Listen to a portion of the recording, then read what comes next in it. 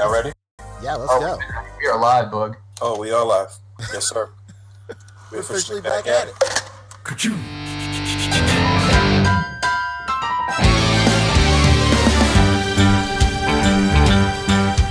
It's a rare condition this day and age to read any good news on the newspaper page. Love and tradition of the grand design. Some people say it's even harder to find. Well, then there must be some magic clue inside these gentle walls. 'Cause all I see is a tower of dreams. Real love bursting out of every scene. Days go by. It's the bigger love of the family.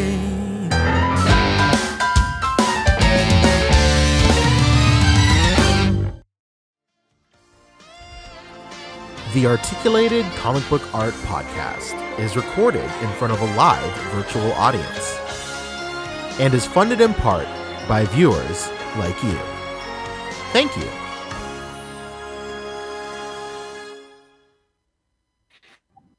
Yes, sir. We're officially back at it. Boog Nice coming at you with the Articulated Comic Book Art Podcast. This is episode 191. I'm your host, Boog Nice. Got my boys with me.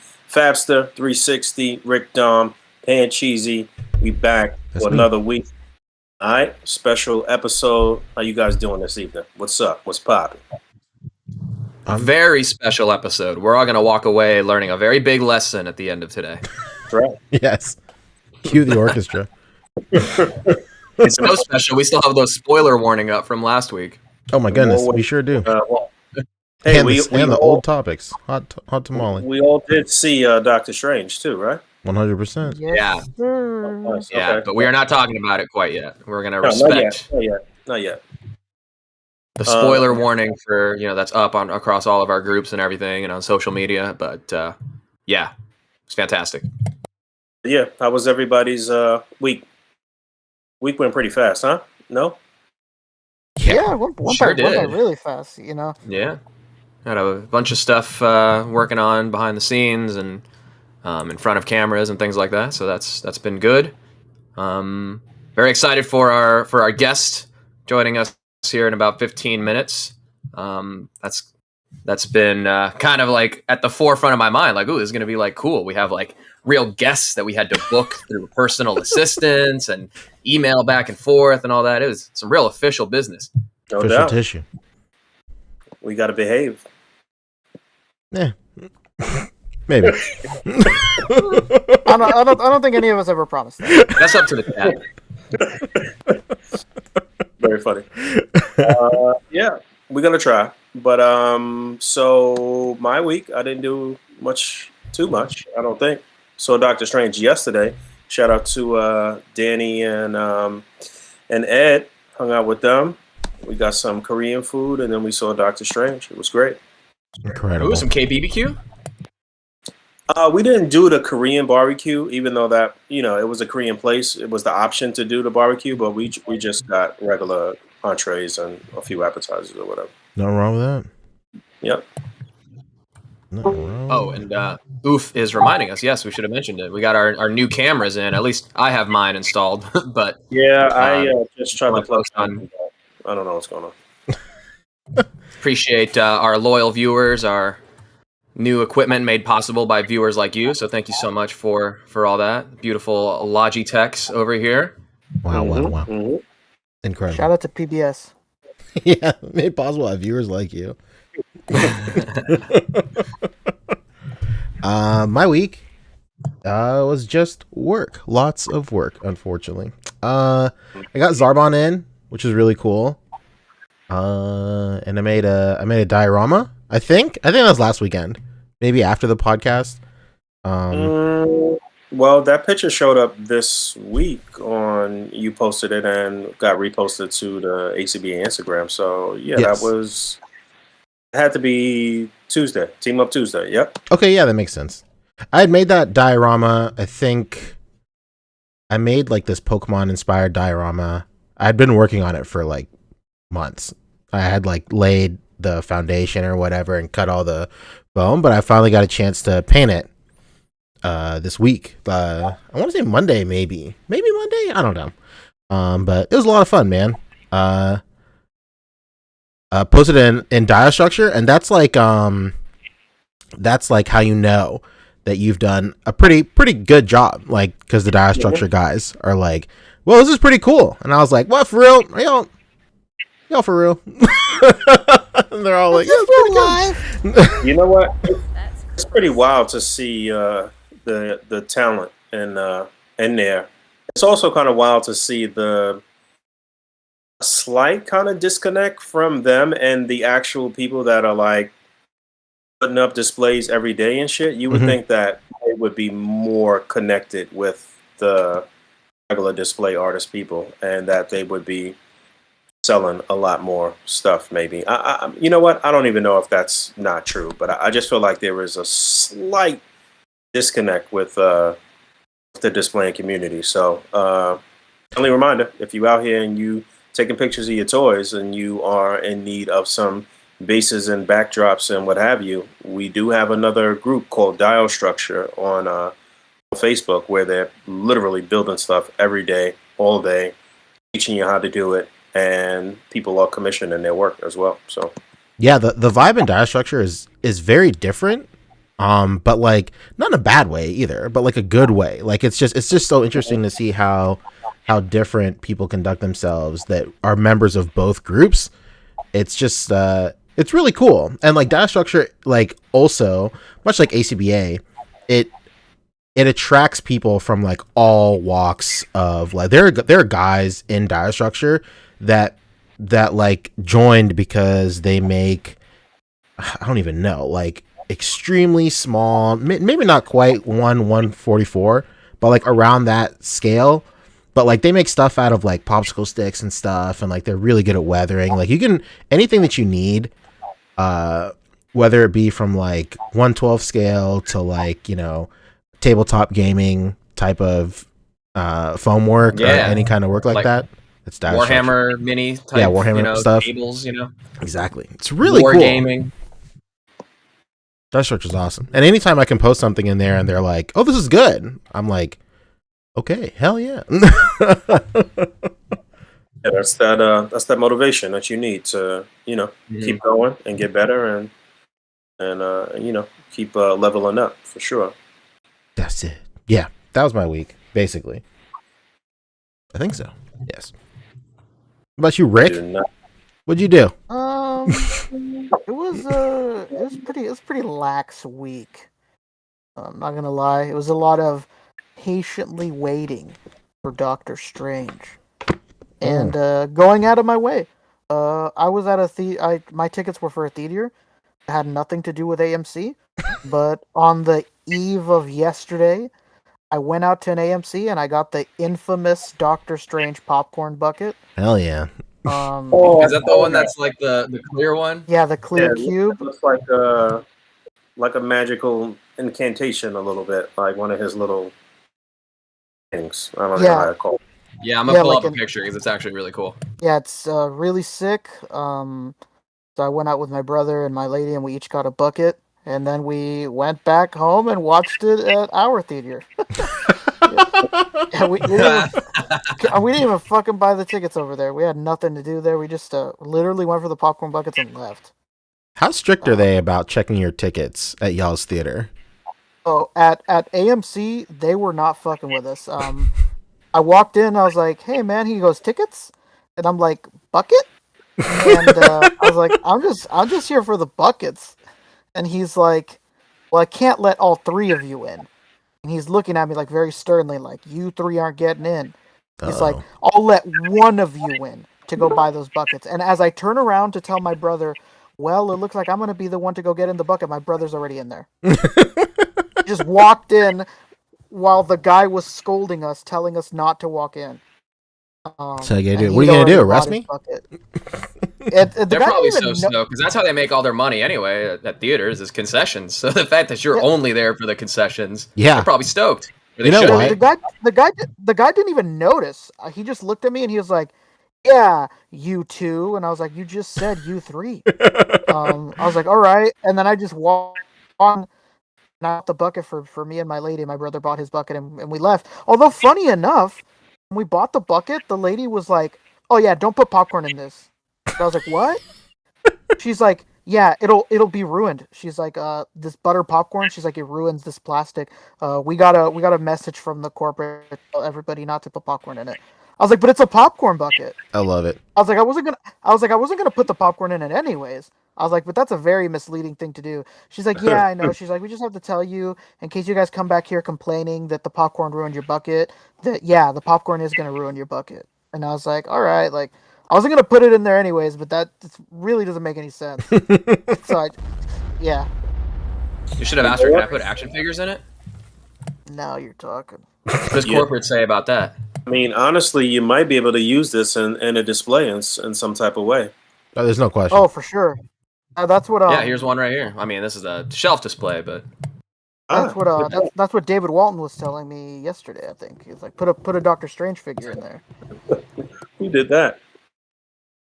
I don't know. This is on Reddit. This is just the next post down from this picture I was looking for. Yeah, I already put lights in my shit too. It looks dope lit up.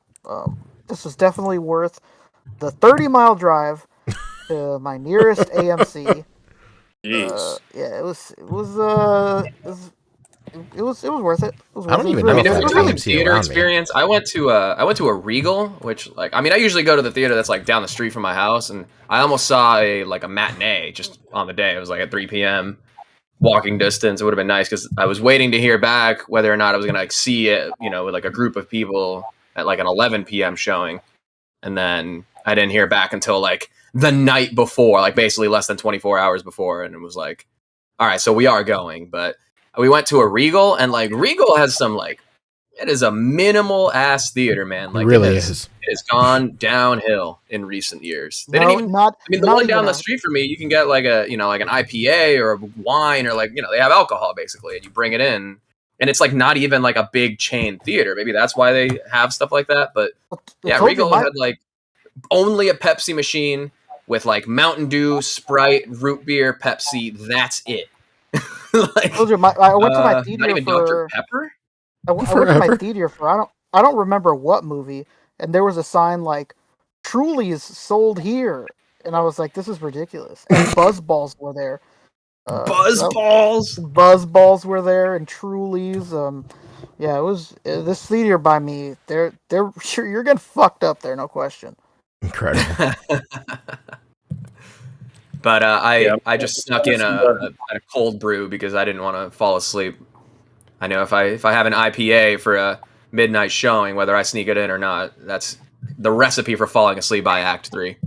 Yeah, I'm surprised I actually stayed up the whole time because I had a few beers before we actually went to the Korean spot. I had a few beers with my coworkers, and then when we got to the spot, because we had made a reservation, they had like this wheel you could spin to like win something basically,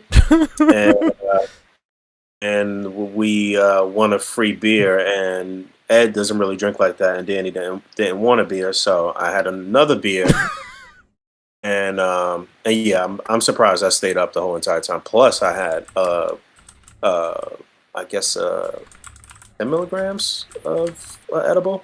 Was it 10 or 5? I think it was only a little 5 actually. Why not so 15? It wasn't. Split the difference, 7. But stayed up the whole entire time. It was That would have been a good movie to see it on a few MVPs. Yeah, you for sure. kind of went on a journey yourself, huh? yes, absolutely. He had to question things when he got out of the theater. Like, was that really who I think it was?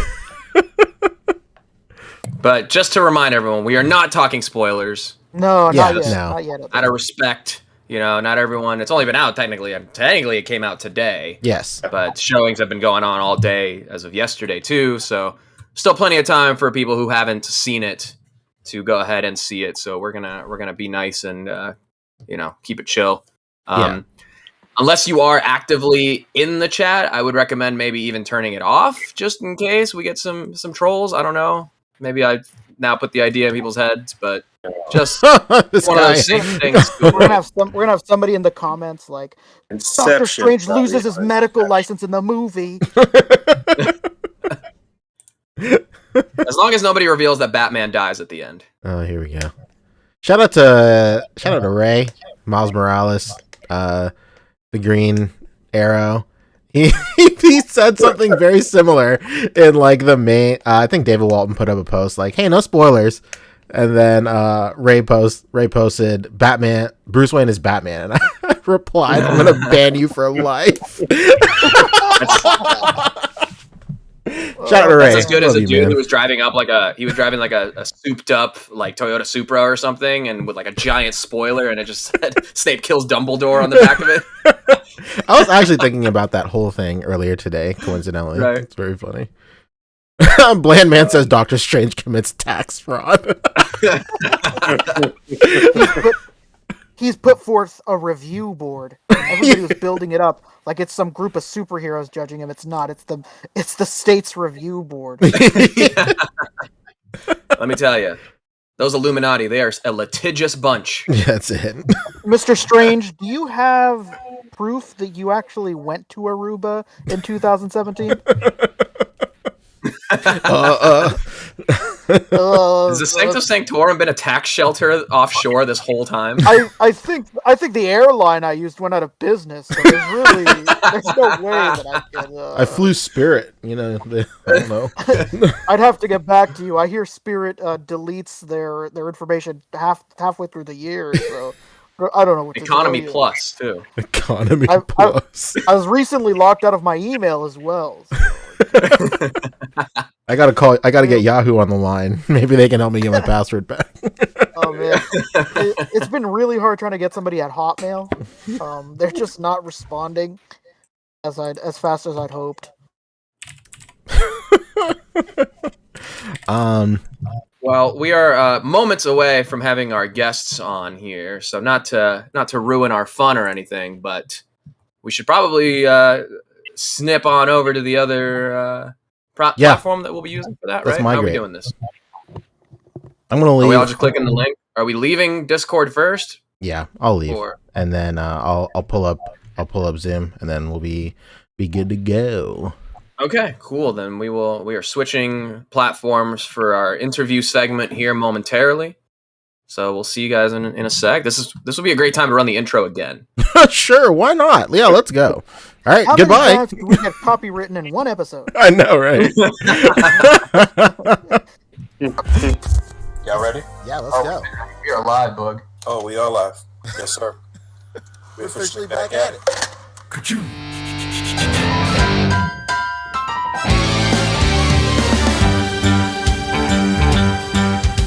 It's a rare condition this day and age to read any good news on the newspaper page. Love and tradition of the grand design. Some people say it's even harder to find. Well, then there must be some magic clue inside these gentle walls. 'Cause all I see is a tower of dreams, real love bursting out of every scene. Days go by, it's the bigger love of the family.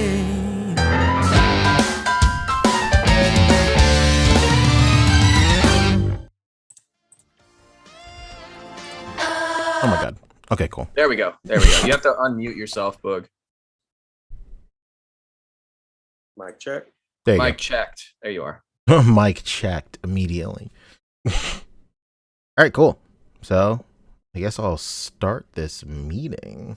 Hey. All right. Our guests have the link. They should be with us momentarily. Very cool. Very Yeah. cool. Seamless. Very seamless. It'd be like that. Yeah. So we're just waiting. Yeah. So where were we? Tax fraud. The reason I asked Okay. about 1, the 2, ticket 3 thing. guy. The reason I asked about the ticket thing was like, my theater literally never checks tickets. Like I buy them online, or even when I buy them at the concession, like a couple of days in advance, they never check ever. So like I walked in and I just got my stuff and I left. And when Rick was describing his story earlier, like I remember when Red Panda came out, I walked into the theater and I just bought like 2 large popcorns and 2 large drinks and then just went back home. I just watched Red Panda at home. You are muted again, Boog. Unplug and replug in your mic. This happens sometimes with these mics. Oh. This- While we wait, I'm gonna go ahead and read off some super chats. Blake Please. Coleman hit us with $2 saying best intro on YouTube. Thanks, man. Thank you. Hell yeah. He hit us up earlier in the show at the top saying, "What's up, fellas?" with $5. Thank you, man. And then, Hey guys. hey, what's up, man? Hey, there we go. It asked for a password that I didn't have. Oh, So my weird. apologies. How you doing? doing good. Thank you for joining us. We're waiting on Mr. Vonner as well, but Honor. Oh. That guy. But for anyone who does not know or who does not see our Instagram stories, our guest this evening is Brian Volk-Weiss and David Vonner of the Nacelle Company. Everyone, of course, knows David Vonner from his Hasbro days, working on the And Marvel Universe. Mattel and Playmates. That's right. So we have the Nacelle Company here with us, or will momentarily, to talk RoboForce. Yes. Very excited. Very, very excited. Thank you for coming. Can you guys hear me? Now we can hear you. Yeah. All right, excellent. Hey, Brian. How you doing? Good. See, we're having the opposite problem because we're always on Discord. So now we're the ones who are like technologically inept when it comes to Zoom. Oh, wow. I think you have that in common with everybody that uses Zoom. Right. But real quick, Pancho, you were reading off those super chats. Go ahead. Yeah, there was one last one from Fat Man. We'll save that for a little bit after because it pertains to just some MCU stuff. But thank you, Fat Man. Hell yeah. And Rick, you have to manually unmute yourself down on the bottom left there. I love it. Oh, what a classic Zoom call. Off to a great start. Figure it out. We were actually talking about Doctor Strange, but no spoilers. Brian, did you see Doctor Strange already or no? No, I got a thing with movies like that. I never go the first weekend. Whoa. Okay.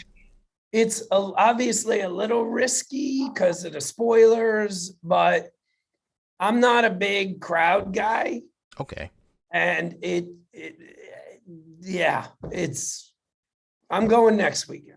Gotcha. Yeah, when you can enjoy it and it's not some kid kicking the back of your chair or something like that. It's good, right? Yeah. And it's like Marvel doesn't seem to be as bad with the spoilers as like Star Wars. Like I rarely see a spoiler for Marvel, but like Book of Boba Fett, I mean, I don't know what was going on with that. I mean, people were posting pictures of Cad Bane like in real time. Like it was, so I got Cad Bane ruined. I got Ahsoka with Luke ruined. My 2 number 1 favorite character, and I don't even like Luke in A New Hope or Empire. Mm-hmm. My Luke is Jedi Luke, Mm-hmm. which is what's in the show, and that got ruined too.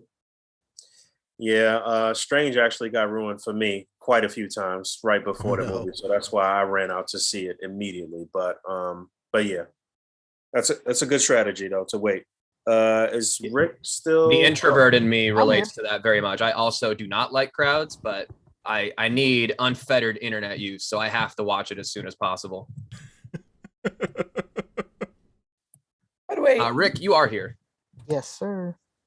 did anyone confirm with Vonner recently? Because I just saw him, and I think he's in the car. Oh, okay. Like on the freeway. I've just been exchanging emails with Matt, and he said he confirmed with me at the time. So, you know, if he joins us, it'll be a fun surprise. But if not, you know, we can move forward. Let me send him a message real quick. He's on his way to Muscle Beach as we speak. Yeah, I mean, we can't sell any toys tonight for RoboForce if we don't have the living weapon with us, David Vonner. Is that his nickname? That's literally just what I call him. The Personal Living West. nickname. It's personal. We're very close personal friends. I'm trying to make fetch happen, if you know what I mean. You know. But yes, so we'll move on with the introductions because we know you're limited on time, Brian. So once again, everybody in the chat joining us, thank you. Once again, you're watching the A.C.B.A. podcast. Our guest tonight is Brian Volk-Weiss from the Nacelle Company. The Nacelle Company you might know from producing such great shows as The Toys That Made Us, The Movies That Made Us, coming to a toy store near you on Amazon Prime, the Zac Efron Travels the Wild show. You'll have to remind me of the name. But Down to Earth. Yes. So that was you guys have been doing a lot of great television and streaming productions, and I'm a fan of you guys on that front.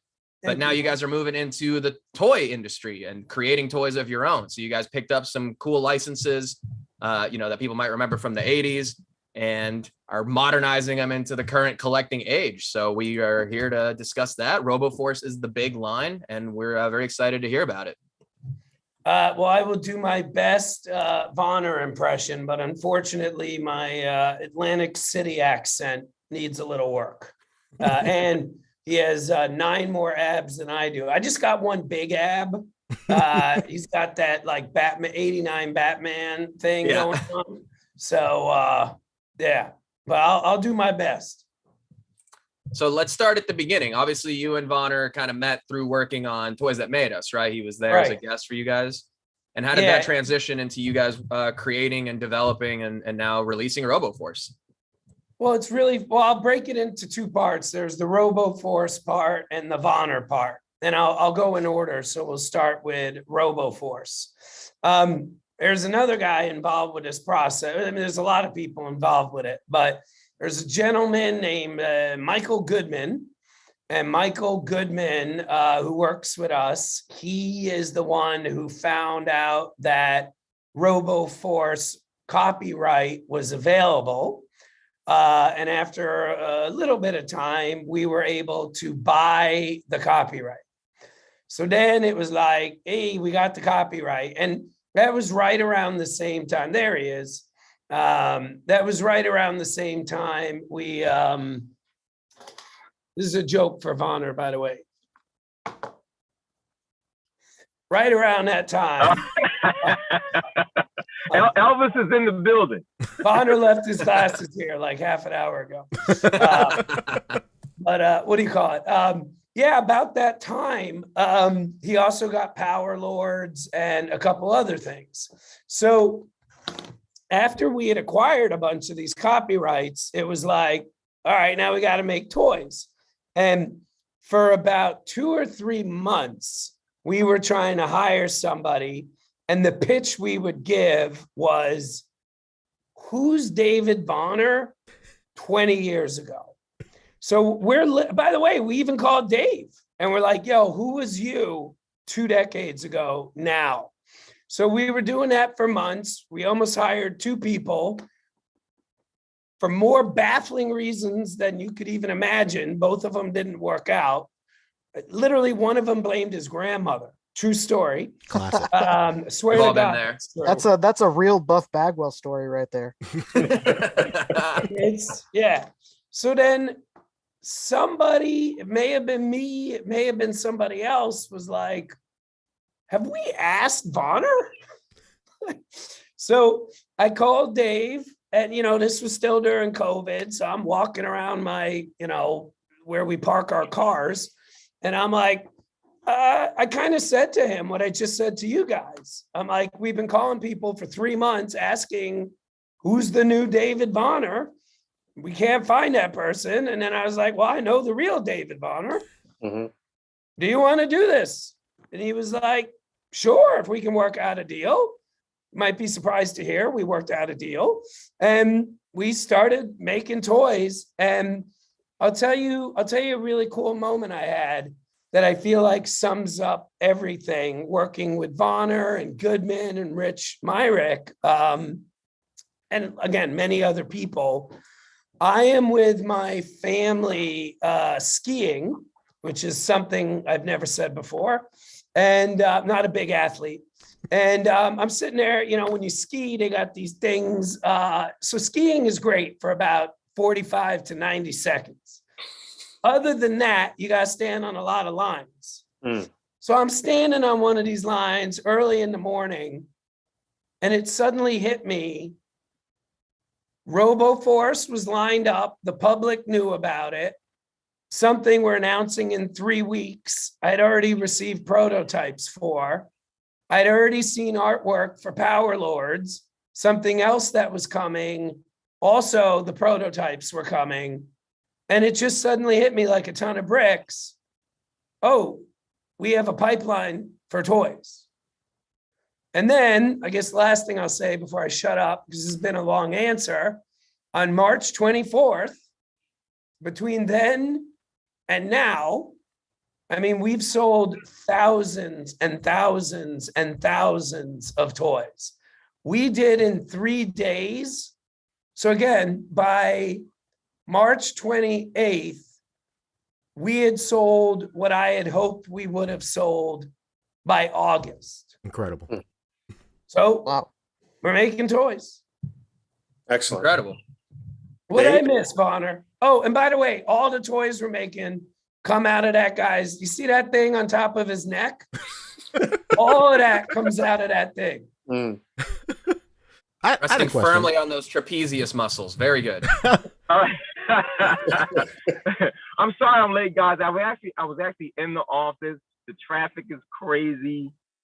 And I was talking to our partner Mike Goodman about some factory stuff, and we had to nail all that stuff about something we're gonna be announcing pretty soon. So my apologies, late, but hey, I'm in the house now. We're here. Beautiful. Excellent. Dave, Fashionably late. when you decided to partner with Brian, was it just perfect timing, or were you actually working with another company at the time, or working on something else at the time, or were you just completely freed up to do your thing? No, I mean, it was really perfect timing. And as you know, Brian and I knew each other from before with the toys that made us, right? So that's when we established a relationship. And then from there, we just, not only building a relationship, but actually building like now looking back at it, like a strategy. I would text him, he would text me, and we would just like go back and forth about, like things that we liked, things that we didn't like. He would have questions, I would answer the questions, and it kind of evolved like that, and it's so funny because I was actually just telling Brian today that one of the things that make this entire experience unique is the fact that, his approach is coming from a standpoint of total curiosity, and that curiosity is like kind of like things that pulled us to the comic book shops or the toy stores, or the things that pulled us to those toys and those cartoons, those animations. Whereas normally in the toy industry, there's like this manufactured bubble that limits the audacity to ask certain questions, like just to ask or like to do things differently, So when just in our conversations and exchanges back and forth, and Brian's asking questions and everything, it just made it so like refreshing that he was asking questions that we as designers say amongst ourselves all the time, right? Like why aren't we doing this, and why can't we do this? And if the guys knew how we really felt, they would understand a little bit more of the rhyme and the reasoning as to why we're doing things. Like, like I have this thing where I always say, like, no toy, nothing starts off bad as far as design. It's like a death by paper cut, particularly in the toy industry. It's a death by paper cuts, but I think that system of the death by paper cuts come from the fact that that's just the norm, right? So Brian was like, well, I mean, what if we did things a little bit different? And sometimes, man, just that one question can spark an entire revolution. Like that one little thing can just spark a whole evolution of a revolution. And that's kind of like what's happening now, like taking all that stuff and going back, like, hey, we got RoboForce, like, you know, and originally it was designed to fall right into place of how RoboForce originally was, you know, like, you know, just in my mind, like an accessory, you know, not really an action figure or even a play featural toy. It's just something that, you know, you put on your desk, it's a suction cup, or you put on the wall, it's a suction cup, and it's just like the arms articulate and it's just there. But Brian was like, you know, hey man, it's like, I appreciate that you want to stay true. And Rich Myrick was like, hey, we appreciate that you want to stay true to how it used to be, but what if it was 30 years from now? You know, like what would it be, you know, in the future, like in today's time? So it, like, that's really that was one of the driving forces that led into the aesthetic, to the look and everything, the feel of where we are now. And also too, from the time that RoboForce was originally conceived and developed to now, we've had so many things like Transformers, G.I. Joe, literally the life, death, and life of Marvel, right? Like Marvel was a phoenix, died and came back, right? It experienced the emergence of McFarlane, the emergence of video games, so many things. And like, so now it's like bringing back RoboForce it fits so much into line into what and where we are right now, as far as collectors, as far as products, as far as technology, what we can do, what we want. You know, and another thing too is how we do business. You know, one of the things that we can do that other guys can't do is, like, you know, we're doing this for collectors. It's for us, by us. Yeah, we're making it 14 plus. Yeah, it's going to be a certain price point. Yeah, it's going to be, you know, highly articulated. Yeah, it's going to have all those things. We're going to have female figures. We're going to have all that stuff, because now it's like we can say as fans, that's the things that we all love. So now we can actually apply that into the product that we're actually making, unobstructed, with no loud voice in the room, no old archaic thought patterns. Like, really, like, let's make this thrive as a successful business, but make it fun the way toys are supposed to be. And that's as someone who, I'm, you know, not of the demographic that grew up with RoboForce at all. I have no nostalgia for it. So that's sorry to that's not a interrupt, selling buddy. point. Sorry to interrupt, but nobody is. It's one of the biggest disasters until it really is the water world of the toy business. Or I don't know if you get this reference or not. For sure. You got a good show out of it. We all movie buffs over here, so for sure. No, a more accurate one is Ishtar or Heaven's Gate. Oh man, like, movies that literally bankrupted their studios. RoboForce is that for toys. So what really attracts me, as far as what you're saying, David, is it's that designer-driven mentality towards creating these products. Because yeah, maybe there are some people that vaguely remember the license, but I think one of the big selling points for me with anything that I grew up with that I'm like collecting now is I always go back to like the video game analogy of, I like the HD remake of the toy that I grew up with. I don't want to be sold the same toy in an homage packaging that looks like the thing I grew up with.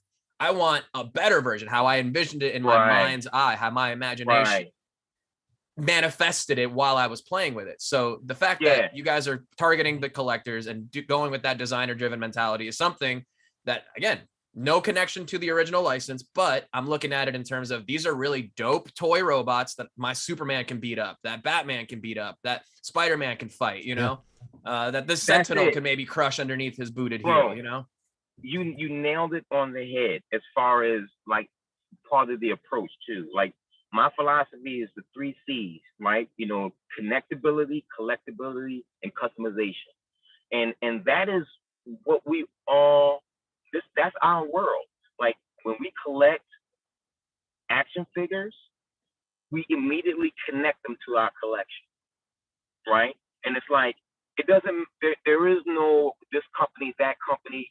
We blend them together, because that's what we really want in our mind. We want Superman to fight Magneto, right? Crushing the Sentinel, with Darkseid manipulating everything, and then Dragon Ball Z come. You know, we want all of that. We want the crossover. We want the crossover. So it's like applying that idea, but also to the customization aspect. which is a big part of our community, right? Not only just with the accessories that come along with the figure, but one of the things that I love with working with Marvel is giving the characters enough room where the collector, the consumer, whoever can also create their own Marvel character or a different character on their own. And now it's like it's creating a synergy where you can connect these guys, you can collect these guys, and you can customize, you can throw them in. Like you said, hey, I might not know anything about RoboForce, but I got some cool robots that I can throw into my collection that's fighting the Sentinel, fighting the X-Men or whatever, and then maybe I can customize this to be a dope man droid. Maybe I can customize this to be a dope, spider droid, whatever.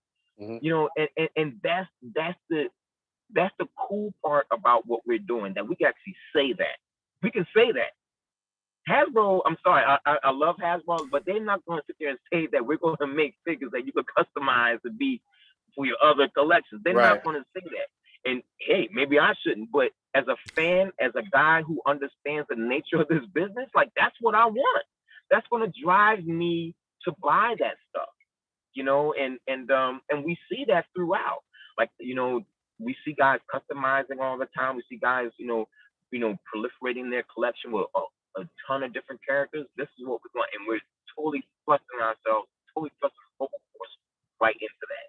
So if you don't know them, there's also other reasons why you can get on board. But if you do know them, this is an extension of why you really love them. Like you really, really like, man, this is the evolution. Like this is these guys actually morphing into who they're supposed to be. Yeah, speaking of keeping those. Oh, go ahead, Podge. Speaking of like evolutions, like you're very familiar with taking like characters and creating a mech version. Everybody remembers like the spider mech and everything like that. And I think it's very just interesting and cool how you took like these very rudimentary looking robots and created something that looks like this. And like, can you take us through like the design process with that, or just like what was that like? Just making them look completely different, but keeping them the same aesthetic and recognizable. Yeah, again, like I said, it was coming from conversations with Brian, and really it was Brian and Rich Myra. They was like, hey man, we love the old stuff, we love retro, we love this, but this isn't where we want to go. And that right there gave me the juice, the electricity, the battery, and the keys to take it to where we are now.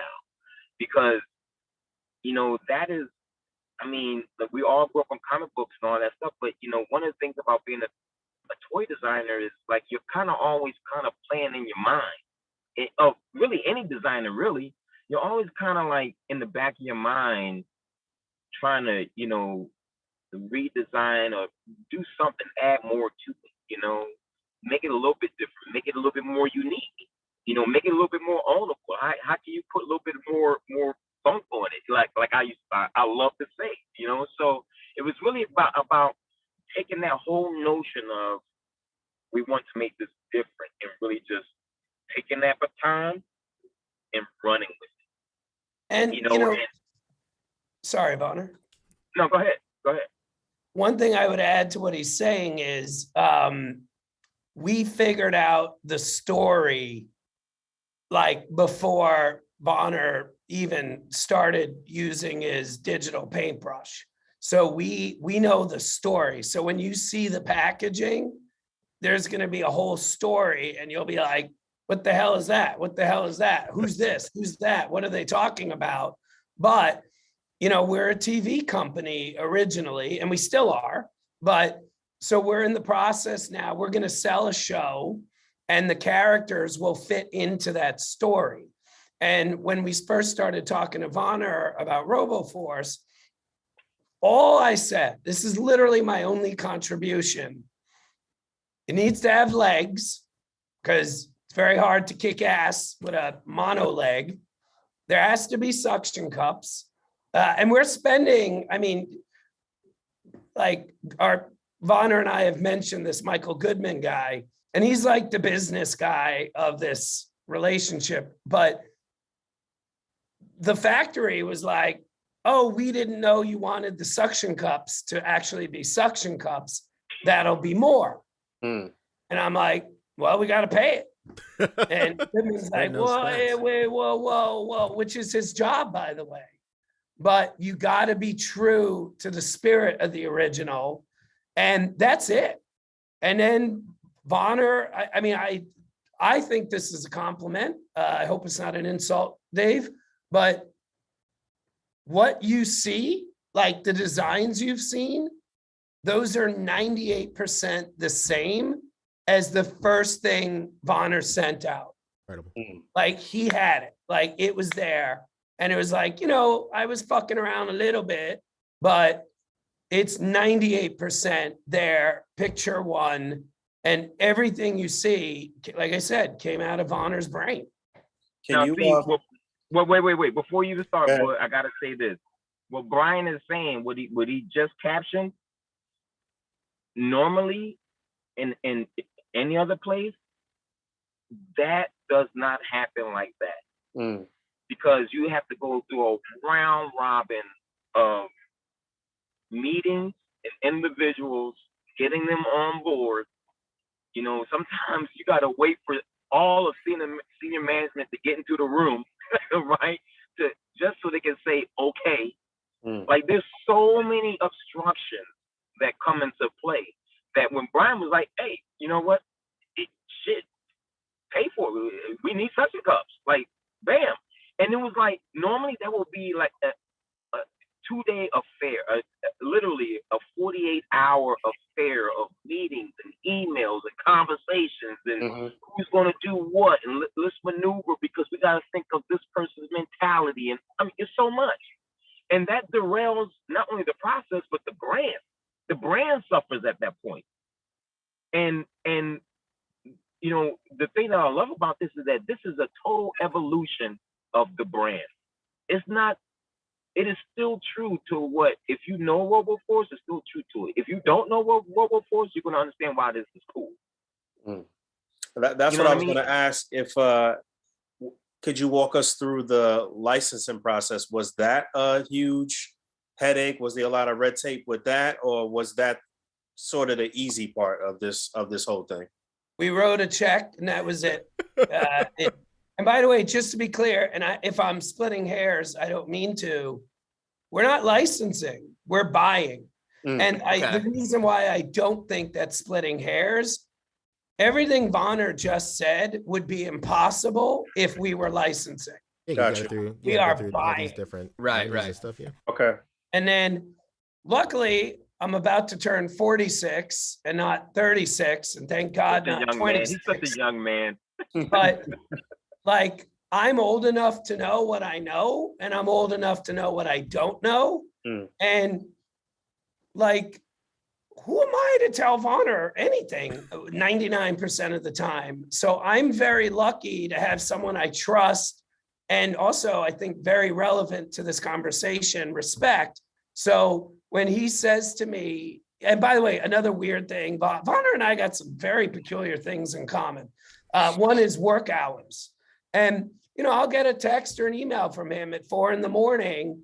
and I'll read it. And if I didn't trust and or respect him, I'd probably ask a lot of questions, but I'll be like, well, it's from Vonner. All right, cool. And then I go to the beginning of the bullshit I deal with every day. So I don't think Vonner's paying enough attention to that with his story of how we work. Like, dude, if it wasn't you, this would be very different. Like, trust me, like there are people here that if they heard this interview, they'd be like, what? Now, I want to ask, as far as, you know, you're bringing it back to what you were saying with the story and like the copy on the back of the package that you guys will have. You guys are trying to get into, you know, maybe the animated space and tell those stories in a different medium. No, but I'm sorry. I don't know why you're the only person I'm interrupting on this, but I apologize. Because I'm wordy. Not trying. We are doing it. Excellent. As usual, there's stuff we can't talk about. We have already sold an IP to Fox. We have already sold an IP to CBS. So it's happening, but I'm sorry to interrupt. And I feel like I just sounded like a cocky asshole. So No. I get it. You guys are both letting us know that you definitely putting your money where your mouth is, and you guys are definitely putting down some money. I get it. I understand. I think I'm just being safe with my words to make sure I don't say anything wrong, and then in doing so, I'm saying it wrong. But so you guys, as far as the storytelling aspect of it, I think that ties in so great with what we do as a toy photography community in A.C.B.A. is. I wouldn't be me if I didn't mention Mezco, because Mezco, with their original IP and their original licensing, they give you very loose little story beats, maybe relationships between the characters. And then the toy photography community takes it from there to tell those stories via the photography. So it's great that you guys are going that extra step to really tell those stories in a proper medium. But even with just like the little bit that you can put on even the back of the copy, is enough to get the imagination of the community going. And I think that's something that's like really important that you guys have baked into this line, as well as the suction cups. It's probably story and then suction cups, like right here. I mean, thank you for that. I'm glad you pick up on that, because it's really like, just the idea is really kind of think of it globally, right? Like, how can we actually hit not only the action figure guys, but the video game guys, the toy photography guys, the anime guys, how can we hit our Japanese collector friends? You know what I'm saying? Like, how can we hit everyone, in with this, like, make it really like broadband, like make this broadband a broadband product. And one of the real cool things that actually came out of this that I didn't even pay attention to, but it hit me, and then it really hit me by working on Spider-Man and Iron Man, is that the cool thing about these is that these are robots. You know what I mean? There's no race, there's no creed, there's no color. And it's really the characteristic, the aesthetic of the guy. That's what really brings out and just like Transformers. We all love Optimus Prime. There's no race attached to Optimus Prime. We all love Spider-Man because we can all see ourselves as Spider-Man. We all love Iron Man because we can see ourselves as Iron Man. And what came out of all this was like creating this dope universe where we just went in and made something fun for everybody. And that was actually one of the things that Brian actually said before we even got into this. Like, how can we embody everyone? Like I love I love what's going on, but it seems so laser focused on this, or it has to be that. What can we do to kind of encompass everyone and everything? And this is the perfect introduction. Like, you can't get hung up on, and we actually have a female robot in Soda that's coming out, right? Like, I'm telling you, some guys don't like making female figures. I love making female figures. You're gonna have a lot of female figures. I'm telling you that right now. I'm not naming no names. You might create a new generation of, well, I won't say it. But I'm just saying. Just real quick, we have like 5.5 minutes left, so I just want to make sure we get to a couple of the questions that are really good in the chat before we got to let you guys go. I was about to make a Shia LaBeouf joke just for Vonner, but I'll keep it to myself. So as far as stuff that you guys have announced, what other licenses have you guys picked up as well that you're excited to be working on? Well, that's the problem. We're not trying to get you to reveal any scoops or anything. Well, sure you are, but that's okay. Yeah, I mean, I'm looking at our board right now. All the cool stuff that hasn't been announced. We can't tell you. I hate to tell you, but I will say this: we're announcing. This is new scoop. This is new scoop. On May 23rd, we are announcing our second line. Let's go. All right. Anybody who thinks Vonner is a genius now, when it literally could not be more different than RoboForce if we tried. It's like we hired the McKinsey company to come up with the most perfect thing that was the opposite of RoboForce. And this is what I mean about working with Vonner. Like, hey, we're doing this next. And, week later, it starts popping out, when I open attachments. So that's new information. We're announcing our second line on May 23rd. And it could not be more different. And it was 1,000,000,000% Vonner. So, yeah. And you know what else? And actually, even though it's totally different, it fits right into a line and what you guys have been asking for. Yes. Okay. It fits I like the right sound of into that. what collectors have been asking. Now, this isn't a question, but Tyrone Wested in the chat is saying that he's very interested to see how you guys update Sectors, which is another license you guys have announced. Yes. Which is another one of those that kind of fell through the 80s cracks amongst all the other things going on at that time. And you know, crack was big in the 80s, baby.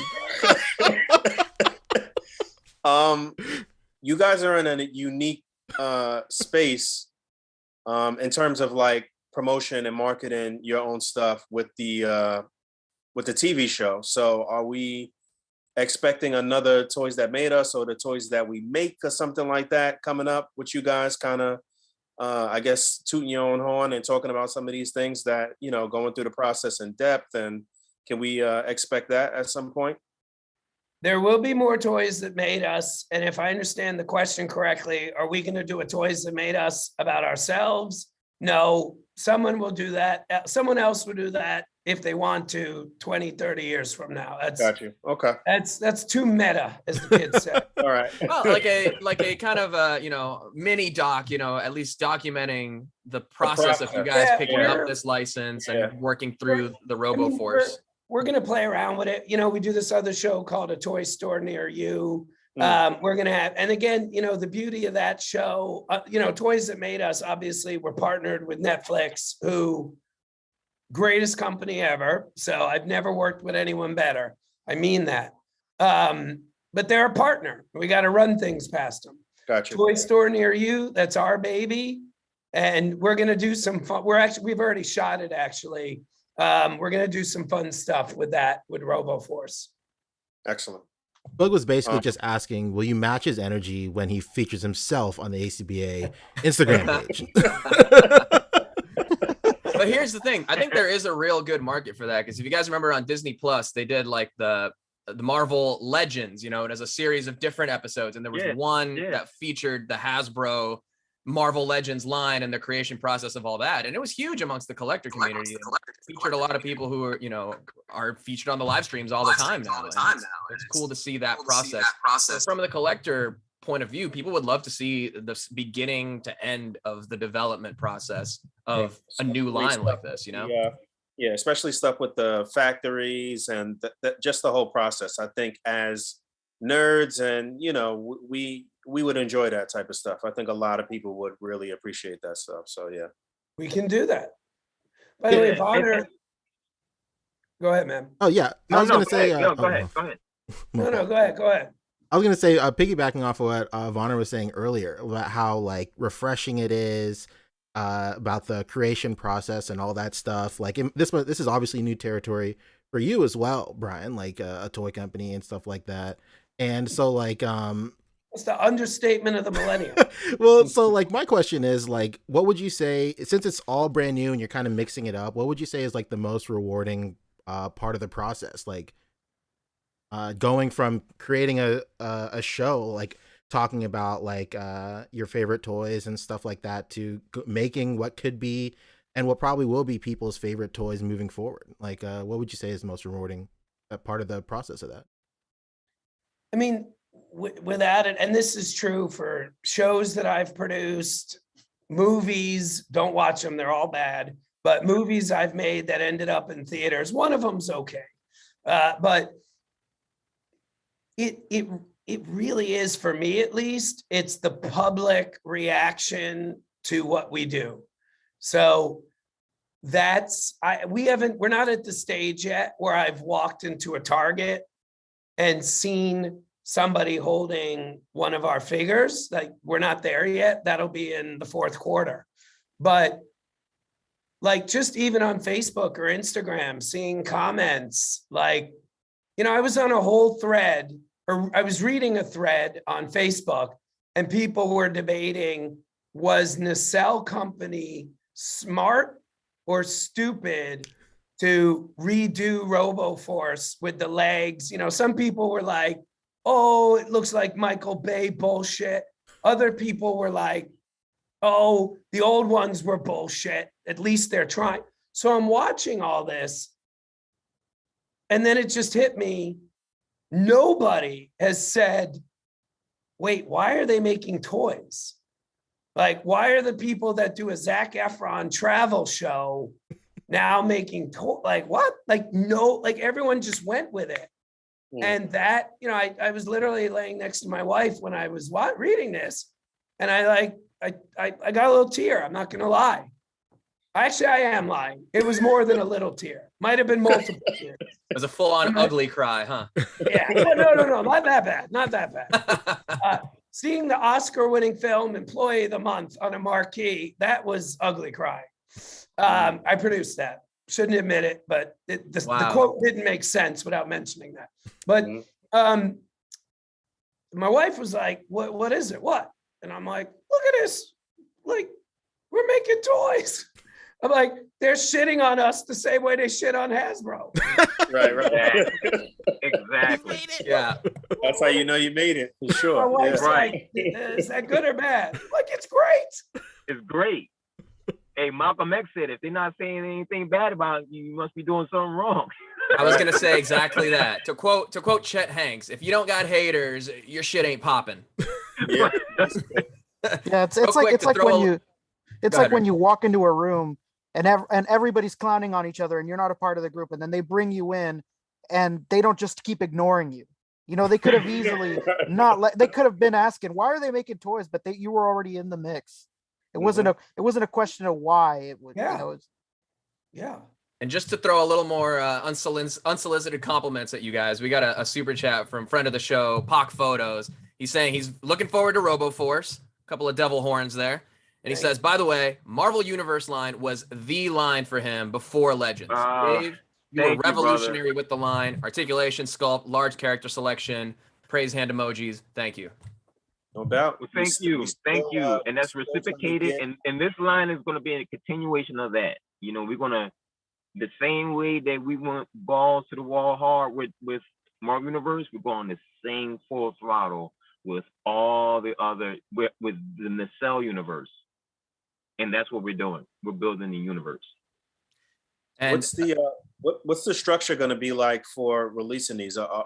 Is it like a traditional wave that you're going to do at once? Are you guys looking at maybe some army builder stuff, bigger robots? Like what? Can you tell us anything about that stuff? Wave 1 is 2 figures. Wave 2 comes out so we're announcing the second line, second wave of RoboForce in December. Oh wow! And again, you know, it's funny. Vonner said something I don't think anybody, including Vonner, picked up on how funny and accurate it was about 30 minutes ago. But he said, yeah, in retrospect, it was a strategy. And that if there's anything that sums up Nacelle, it's that statement. In retros, I don't know what you guys know about strategies, but they typically are designed ahead of time. Right. But now that we're a year in, I mean, I'm literally looking at a whiteboard that goes through April of 2023. But I kid you not, like that wasn't planned out. We've been working on this for about 15 months, this whole, hey, we're making toys thing. That couldn't have been written out like that even 6 weeks ago. So we've just been kind of fucking around, doing what we think is right. And now it's slowly but surely, as Vonner said, becoming a strategy. It's kind of like we're the college kids that were fucking around and at the jet propulsion, you know, like we're just fucking around, and then all of a sudden we're making like rocket fuel. You know, it's like it's kind of like that. You know, it's like we were just kind of messing around, and then all of a sudden, like, wow, we got some good ingredients here. We can actually do something. I very much relate to that because as someone who went to school for improv and comedy writing, I've fallen ass backwards into anything that I pursue currently through that experience. It's not anything I planned. It's just I'm doing it because I've always just said yes and, you know what I mean? Bro, I'm telling you right now. That all speaks to the passion, you know, there, that it's organic. That's all that means. So that's great. That's a great feeling.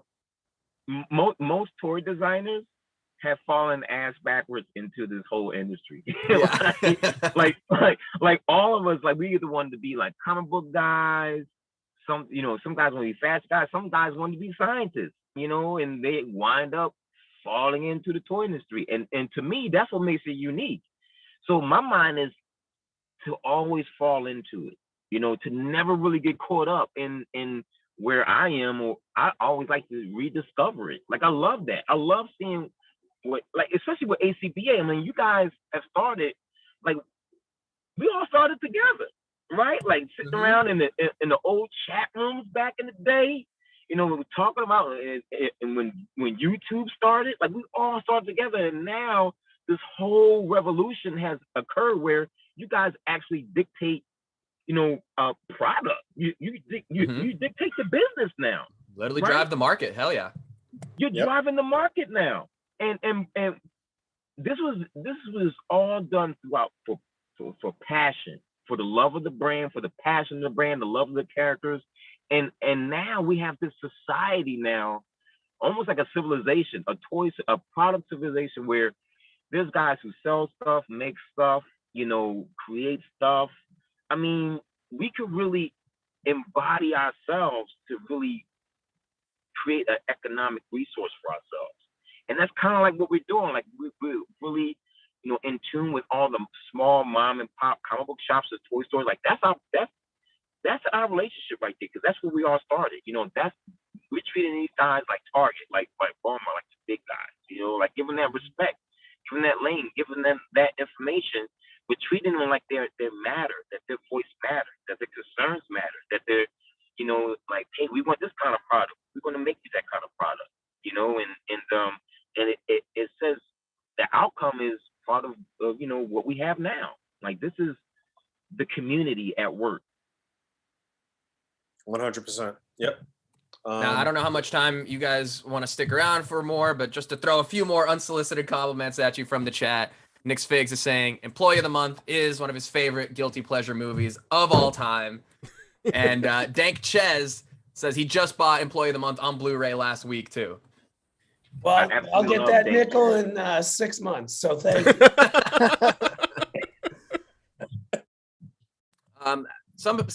Snap is asking about Wheeled Warriors. Any interest in Wheeled Warriors? Jason the Wheeled Warriors? 1,000%. So yeah. Yes. I mean, you can't just say Wheeled Warriors. You gotta say Jace. I mean, you can't leave Jace out. That's true. That's true. I wanted to say verbatim. If he made the mistake, I will too. So just to say on my end, again, I've moved more into the designer realm of the action figure world. So for me, if you guys throw up Wave 1 and there's a bundle, I'm conditioned to buying the bundles. I'm locked in for the bundle now. So I love what you guys are doing with the RoboForce Wave 1 so far. I remembered to do this. I always forget. You can go to Nacelle store? Nacelle store. NacellStore.com and buy the waves. So thank you for saying that, which reminded me. I was just about to ask you that. How could we? How could everybody view and purchase the Wave 1? So and to tack onto that, is it an open pre-order? Is there a window that's going to be closing? Yes, I believe there is like a week left. And then we start we're doing deals with some of the big stores. So basically what we did, we built a network of mom and pop stores all across the country. I could technically say world because we just did a big order with England, but exactly. That's a big part of it. And we got China too. We got a store in China. That's my favorite thing I've learned this week. In China, they just go to the factory and pick up the boxes. Mm-hmm. I never even thought of that. Like, plastic is still hot. That's the kind of stuff Bonner just pops off in a staff meeting and moves on to whatever. And I'm like, never thought of that before. They don't need a boat. But yeah. Awesome. They buy toys too. Right. Any final questions from the cast before we got to let our guests go here? I'll piggyback off of Nick's Figs asked any RoboForce exclusives based on personal concepts? Those are coming. Yes. Okay.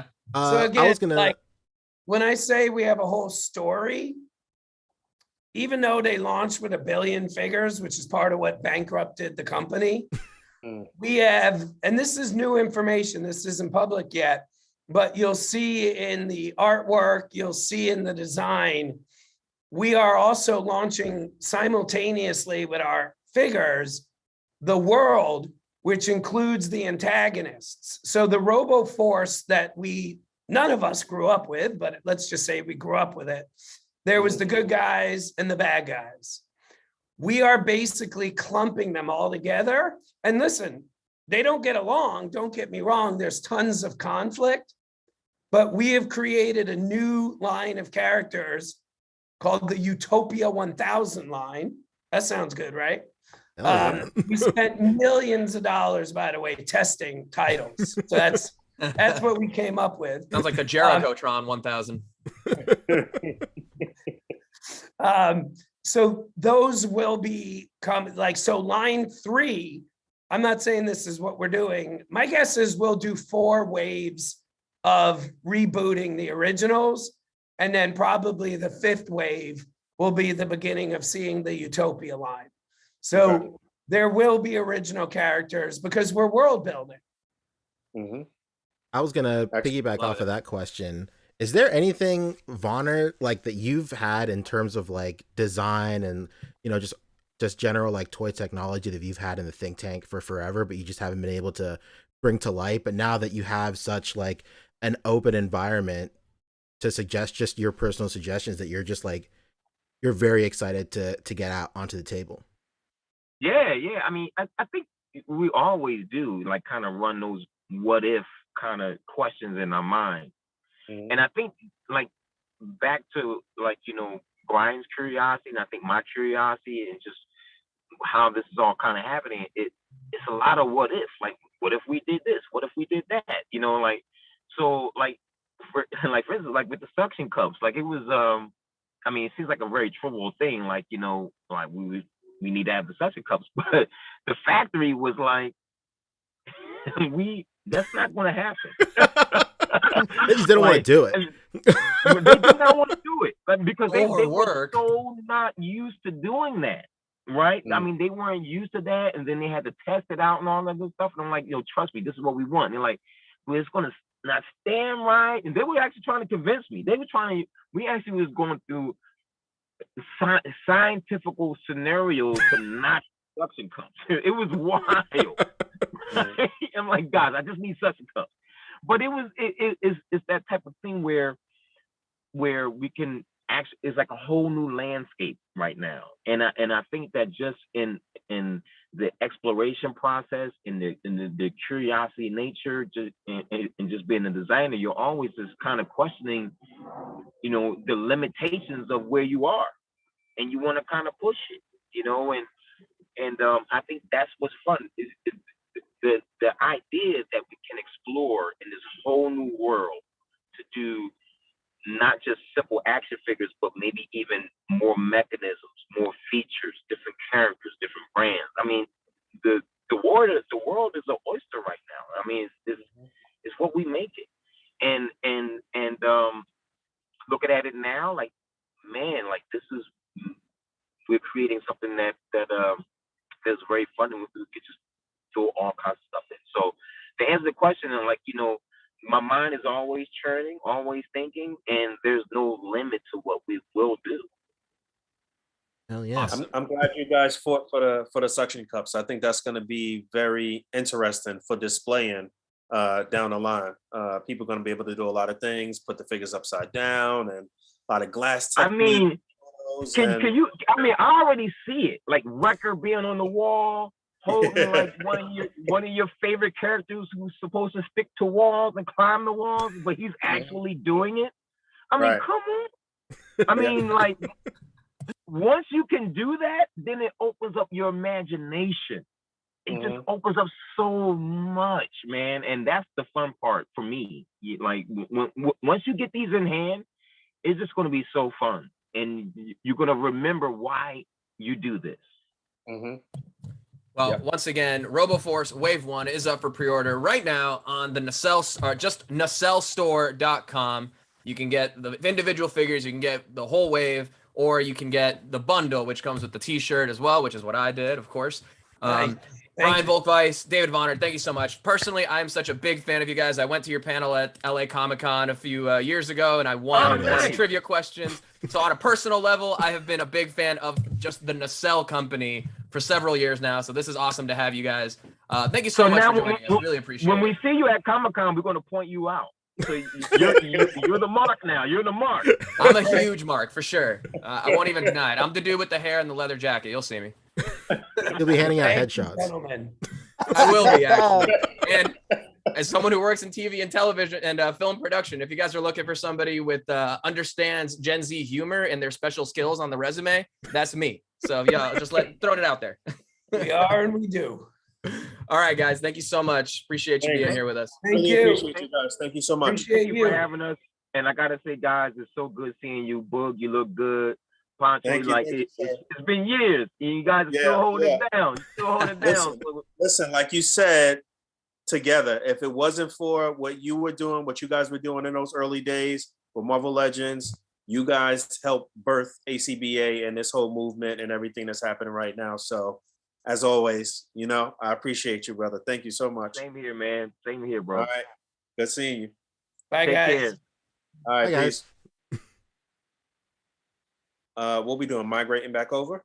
We could. We can stay here. Whatever. I paid for a month. So- I guess so. We're chilling. I saw that. I saw the timer ticking down. The Yeah, time- it told us you have no limit on minutes. Listen, Hell yeah. The they limit just does not told us exist. They just told us all about their big money shit. That was our big money play right Yeah. there. Pete, extra time. That's it. Yeah, I you know can what? We'll let throw go it of a down to Lincoln and a couple of premium. Washingtons. Why not? Where do you think all those donos are going to, baby? Right? Premium Brought to you by Zoom. Paid viewers for a like month you. of Zoom. Keep them super chats coming. Want another month of Zoom from us? So yeah, Hit us once with a again, that super was Brian Volk-Weiss and the living weapon David Vonner joining us for a RoboForce interview. And yeah, that was super fun. Yeah, Thank you. I'm thank you pretty to them hyped once for again these now, joining man. us. I definitely want to grab a couple for sure. Oh yeah, it's so worth it. I mean, as far as again what he was saying, integrating it into other lines, and we've talked about it. You know, as the pre-order has been around the last few weeks, they said it's closing next week, so now would be the time. It's not a Kickstarter; it is like a pre-order, so there's definitely an incentive to go ahead and support like a creator-driven line like this from a new company. I'm seeing. I just keep picturing a classic Superman against the robots. Once you Right? mentioned that, I Like can a see Max All- Fleischer all type Poncho- Superman kidnapping Lois Lane. You love it. All Poncho has in his mind is Mega Man. That's it. Mega That's Man. true. And you it know, works too. I thought about that too. I thought about Mega Man a lot too. It was really good hearing that they said that they had such a positive response, because I Mhm. think one of the first things I thought when I saw this line was how much passion bleeds through the product. I think it's really easy for anybody who doesn't know shit about RoboForce to get in on it when they can just tell that whoever made them fucking love this shit. Like, look at these scopes. Like, nobody made this that didn't love what they were doing. So Mhm. it's dope to see it. Yeah, these look cool. And I guess this is where the name Max Steel came from, because I grew up with the Going Turbo guy in the late 90s. So this must be some connection to that, I'm sure, right? Max Steel. So yeah, Wave 1 is Max Steel and Wrecker here. Really reasonably priced. They're like what, 55 each? That's such a good price. Yeah, honestly. I remember when these were announced, I was like, $50 I'll pay each. 80. I'll do it. Right? Yeah. We were playing Prices Right with this, and we were both wrong. We really were. Yeah, I remember we were all like, well, no, I think that's like $100, or like I think it's $80, and then we opened the page, we're like $50. Yeah. So no question. It's the bundle for me. You got to get the shirt to go with it, of course. And you can get the Yeah. shirt solo as well. But yeah, they're doing a lot of really good stuff. Obviously, with a brain like Vonner's, they're in charge of things. There's very, very, if anything that they could do wrong. All right. Should we get into our topics now? Yeah, not a lot. Yeah, Not a lot. All very fast ones. Yeah, juicy stuff though. We can dig into it. I mean, we did have a Hasbro fan first force May 4th the 5th. of May. May the 4th. May the 4th be with you stream. There's something there. Yeah, okay. What an absolute miss by the Disney company by not planning the Moon Knight release better and ending better so that they could have premiered Obi-Wan on May the 4th. I don't care what anybody tells me. That is an absolute miss. It's premiering in like a few weeks. Why wouldn't you have just adjusted it and made it premiere on May the 4th? Like, what pitiful. Yeah, I think they were trying to time it so it came out after Celebration. Yeah, that's what I figured. Yeah, because I saw that Celebration is like the day. I saw that the premiere is the day before Celebration or the day after Celebration. But yeah, still, man, fuck Star Wars Celebration. May the 4th is more important than the celebration. Yeah, seriously. What a miss. But that didn't stop Hasbro from going ahead and revealing some new stuff. Oh baby. Good stuff, right? The number 1 Star Wars podcast. Number 1 Star Wars podcast about to be in effect here. There was a reveal that came after the live stream too, but I guess we will get to that. I love saying that because there's always going to be somebody in the comments like, you guys don't know shit about Star Wars. Why do you guys say that you're the number 1 Transformers or Star Wars podcast? You guys don't know shit. Well, I love it. Because irony is a lost art, Richolas. Also, you can't lie on the internet. So that's why we say it. Everything is truthful. Everything's truthful. All right. So they went kind of in order. So we had our usual suspects, the murderer's row of Hasbro Star Wars presenters, right? And we started off, the theme was that they were going to kind of move in order of the trilogies. So they hit us with some stuff from the original film first. And it is retro collection box set of 6 of the figures from that first Kenner line in that retro style, complete with retractable lightsaber. There it is. Oh, Boo Cat is saying number 1 RoboForce podcast. That is unironic. Yeah. That's just now that's truthful. Check Wikipedia. Check Wikipedia if you don't believe me. Yeah, no tricks. No tricks. Check. So what you're getting here, yes, this is a box set with individually carded re-releases of these retro figures. Now in an actual painted plastic, not just the wacky put together different colors of plastic. You got to get 6 different versions to get all the different colorway combinations. Could you imagine that? Well, imagine if you had to get 6 box sets. Well, it would be 6 times 6. So it would be 36 box sets you would have to get if they did that with this. And it spells disaster for you at Sacrifice. By the way, I love that Vonner caught all of our subtle wrestling references, Rick. Yeah, that was great. So yeah, there's that. And then up next, some Black Series, moving into Return of the Jedi. Ewok Village, Princess Leia. Yeah, Layla. I'm an idiot. No, that's an Eric Clapton song. He's got Moon Knight on the brain. I know, right? That's it. Yeah, so here she is as she appeared in that. But then they were saying something about how they included a spear because it's something to do with a comic book appearance of that where she had. Yeah, there was like another separate appearance where she had it, and they basically just felt bad and then gave it to her because she didn't come with shit. Because look at this. How much more empty bubble could you have in there? Hey, I'm trying. If you're like me and you're trying to recreate your Ewoks cartoon display, this seems like the perfect accessory. Yeah, it's like one of the things that suck about Star Wars figures is their packages always look depressing. It's like empty. Mm-hmm. And pre-order was up yesterday on shelf, spring 2023, just in time for that movie to still be equally as classic as it is now. No rush there, right? Cap Lives is saying she held that spear in the Forces of Destiny animated short. Hell yeah. There you go. Wow, Forces of Destiny, of course. Who could forget? Thank you, Cap Lives. The undeniable classic Forces of Destiny. I know you said let's see us bumble through this segment, but you're helping us. So that's true. We appreciate it. You're helping us with the claim, number 1 Star Wars podcast. There we go. The sandals and all. Well, there she is. I'm next, an army builder of sorts. Maybe the first ever band builder? Like Battle of the Bands? I guess if Battle of the Bands were armies, then yeah, this is an army builder. Don't you dare say that to Toddy Mac. I did a build a Kiss band. like 30 years ago. Nobody talked That's about true. that. And a Metallica stage. That was badass. Yeah, he did a Metallica stage that too. He did them single carded and he did them as a box set. The box set is the one that's more worth it. This But I is digress. Vigrin Diane. We're talking about 2022 Hall of Fame inductees, the Star Wars Cantina Band. Hey, he has a name, buddy. Vigrin Dan. Diane. Whoa. And Finger and Dan. he Shit. sounds cute. You know, this is kind of a memorial figure, huh? Because they just passed not that long ago Oh no. on a show that starred Fabio. That's true. Yeah, they did get blown to smithereens. Max Rebo, suspiciously absent though. So there's talk of him being a sleeper agent, maybe. Sleeper agent. It was Anyway, that is it was what a we real need to finish that. it was a real Ben Swallow situation. Don't show up to school tomorrow, Grogu. Like, all right. So this is cool. They're doing two versions, but to talk about this first one, he comes with the 3 woodwind instruments. I believe I'm saying that right. New jazz. Yeah. Well, actually, their music, the genre is called jizz. It is called Not jazz. even kidding.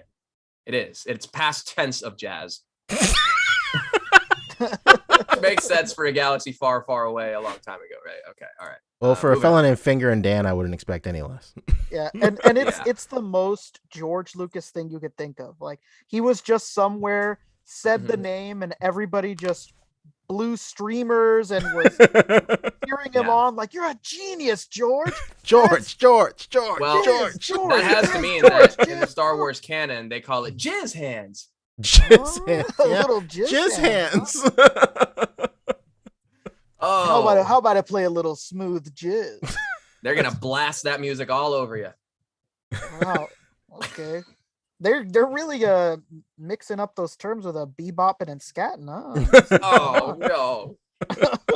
Oh, geez. Anyway, this is up for pre-order yesterday as well. Hope you got it. Hope But you that's got not it. all, because there's a deluxe set, a deluxe band member that comes with the other 2 or 3 instruments. Let's go. Yeah. This one comes with the little drum, the drum machine. He looks like a sweatshop worker. The fuck? He looks like he's making soft goods over at the Mexico factory. So, somebody get Brian Carter on the line and ask him if we always see those like backstage things where they show like what original props were like this. You can't tell me that this isn't a water fountain. It fell off of some high school like originally. Like, we've all seen the Qui-Gon Jinn's like communicator is really like a Gillette shaver. It was like painted silver. Like, there's no way this wasn't some sort of like fucking dog water fountain. Yeah, they definitely got this from Montgomery, Alabama, post civil rights movement, when they halved the number of water fountains. Oh no. This guy's fingers are questionable if you want to go back. All of them are. But oh yeah. I mean, why do you think it's called jizz, brother? Let's go. Because that's what comes out of those fingers. Oh my God. You know we what got this reminds me something of? new for Atticus. I don't want to know what this reminds you of. Okay, I'll keep it clean. You ever see Scary Movie 3 and the aliens? Oh my God. Oh man, it totally does. Oh, we had our serious segment. It's time to have some fun, right? Yeah. I mean, we were having fun though. But yeah. Old I think we're having a Edward lot of fun. Gizzard Hands. Well, there you go. You get the other 3 instruments from here. And look, if you put the 2 of them together, you get the whole band. Wow. All 2 of them. The modal nodes. That's what the 2022 Hall of Fame inductees are called. The modal nodes. Not the modal Jizz Masters? The fuck? I wish. I prefer sea jizz, you know, so you don't rock the boat. Oh no.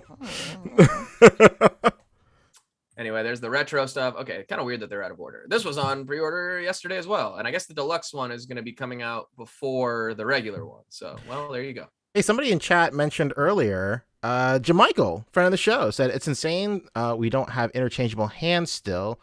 Like, imagine no Black Series figure ever being able to look like they're using the Force. Straight whack. Our Jizz friends right here have multiple hands. You know what's crazy? It's like, for years people have been asking for Luke to come with hands, for any Jedi, any fucking character. that's of the main roster have these extra hands, and we get one Jizzy fig, and this guy's fucking giving the whole 9 nards. Speaking of hands, this is just the monkey's paw just curling another Absolutely. finger. You wanted extra hands? Here you go. Here you go. I know the fuckery happening over there. I'm sorry, Harrison Ford isn't gonna get anything, but Jizz hands over here, many, like very difficult fingers to sculpt. Yeah, of course, we'll give him 7 sets of hands. By my count, you have to get 6 of these cap lives because each one of these comes with 3 instruments, right? So if you want all of, I guess maybe one of them plays repeat instruments or whatever. But no, you do need at least 3 of each. I would say you need them. Jesus You must. Christ. You must. Otherwise, you're not a real Star Wars fan. Bean 2099 not being a real Star Wars fan, saying, I don't care how memorable that Cantina song is. I'm not spending $200 to build this band. All respect. You know what, man? You sound like somebody who forgot what Jizz is all about. Yeah, take a look into the past, yeah? brother. Remember what you were doing when Jizz hit the scene. Oh yeah. Well, they're the are you a reason real Madonna fan of the never modal nodes? recovered. Name 3 of their top hits. Yeah. I bet you can't. Incredible. I'm with you. All right, and then what everybody loves: new colors of troopers. There you go. Guys, clay pot trooper, very tight. Terracotta trooper.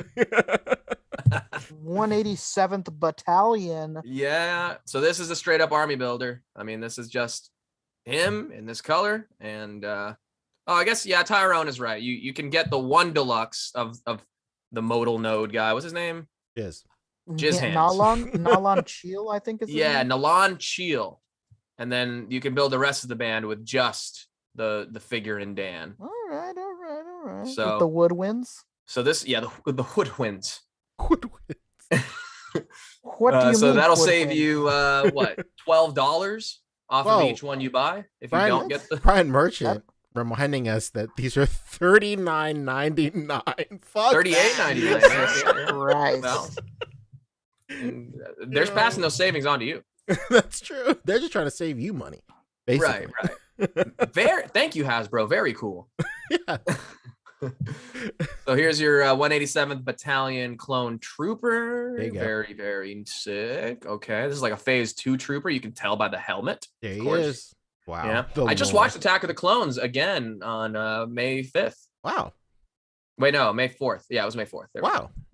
What a crazy week of holidays. We got May the 4th be with you. Mhm. We have Cinco de Mayo yesterday, right? Yep. And today is Montezuma's Revenge of the Sixth. Hell where you yeah. spend all day in the bathroom post Cinco de Mayo watching Star Wars. Hey, I want to give a big shout out to my wife who got so shit-faced last night that she missed our movie to see Doctor Strange. So I watched that shit solo. Oh my Hey, god. that's okay. Because I went with someone who got shit faced and didn't watch the after credit scenes, which is somehow worse. Oh no. I went with my girlfriend and my brother, and they were annoying the bejesus out of me after the show was over. I mean, after the movie was over. Hey, what's this guy? What do you think this means? Hey, what about this? What does this mean? I was like, man, what the fuck? I'm not Kevin Feige. I'm asking those questions, bro. Let me digest this film. I swear to God, the credits started playing, and they each shot me like 10 questions. I was like, bro, relax. What? Let me breathe. What's going on? All right, this is a Walgreens exclusive in the US, GameStop exclusive in the can, Yep. and shared fan channel exclusive, including Hasbro Pulse in UC. There you go. Shout out to Ux. No pre-order, Thanks. just on shelf. I love it. It just says no pre-order. Like an old man yelling at kids on his yard. No pre-order. So no pre-order. So no pre-order. Nice. All right, here's a vintage collection army builder pack. That's his phase 1 or And phase 2? Phase 1. These Wow. are phase 1ers. That's right. These could be from the first order of 200,000, or it could be from the second order of 1 million. We're not quite sure. You never What the know. hell? How did these guys join the FaZe clan so easily? Snoop Dogg, let him in. That is makes true. sense. He's handing out invitations all over the place. That's right. That actually reminds me of this really funny meme I saw earlier this week. I gotta pull it up real quick. While we're speaking of clones, we got the Clone Army Lego Army Builder right here. fuck? times 1.2 million. Jesus Christ. Like all it takes is 1.2 million helmets, 1.2 million heads, 1.2 million bodies, and 1.2 million legs. What's the Simple as problem? What are you, not a Star Wars fan? Come on now. Really good. All right. That is Michael Clone Trooper Johnson. pack. Oh, they say phase 1. See, I took a stab in the dark, one shot away from you, and there you go. Look at that. Michael Johnson, basically just describing the field of reeds. I went with my daughter and her mom this morning, and it was literally just us in the theater, pure bliss. My God. And you got to let Brian Volk-Weiss know where your theater is, because that's his ideal experience. It really is. Yeah. Brian has his head on straight, man. My movie theater experience was just kids. What happened? I definitely wouldn't have recommended going to see it 4DX or however I saw Shang-Chi. No. Oh God, no. I can't even imagine. This guy's chair was shaking during some scenes. It was something else. Oh no. All right. The guy next to me Why kept do on they going, keep showing the "What?" pictures of the retro set out of order? Like we're going through like a gallery of one thing, and then boom, one little retro set picture. What's going on? So somehow all of those fit in here. All right, here we go. More vintage collection, but moving into some what is this, from Rebels? No, this would be from End of Clone Wars. 332nd Ahsoka's Clone Trooper. There you go. There you go. I can read. On shelf spring 2023 or pre-order yesterday. Hope you got him. There you go. Hope you locked in your entire army's worth in one order. 1.2 mil. Here's this guy. There he is. There is There's that guy. Mandalorian Super Commando. Oh, This man. guy is really, really not wearing underwear. He is Super Commando. So stupid. How about all right, what's next? Cool. Oh, speaking of Attack of the Clones, just look at this. Out of order. There he is. Anakin from Attack of the Clones. Can't get that face quite right, huh? Jeez. It's George Lucas is whispering in his ear, more intense. That's one of my favorite things from have you seen Superbad? Obviously you've seen Superbad. But the cops, Bill Hader's cop is doing an impression of Yoda, and he's like, "Oh yeah, that's Yoda, from Attack of the Clones."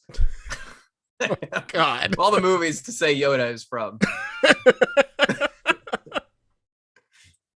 All right, there he is, looking a little hangry. Get a sandwich. There he is, just really hating sand. Woof. Yeah. Does that offend you when you see that, Fabio? Soft goods of that caliber? I'm not mad. I'm just disappointed. Okay, that makes sense. Worse. Not like this. Not like. There you go. Yesterday pre-order on shelf. Winter 2022. Okay. All right, and then I assume after this will be a retro slide. What's the over/under on one of these next pictures being one of the retros? I'm almost 100% sure it's going to be a Place retro. your bet. Next one is a retro. Oh no, it's Force Unleashed, Stormtrooper Commander. There you go. Force Unleashed. Okay. Still no Star Killer though. Yeah, give us Star Killer. Like, what are you doing? I mean, I guess it's smart because you can just work them into like every other, non-Force Unleashed display. But yeah, come on, give us what we want. Give us what I want. Oh, there we go. It was the next one. Whoa. The next. Night Stalker Vader? What the fuck is going on? Don't leave your windows unlocked.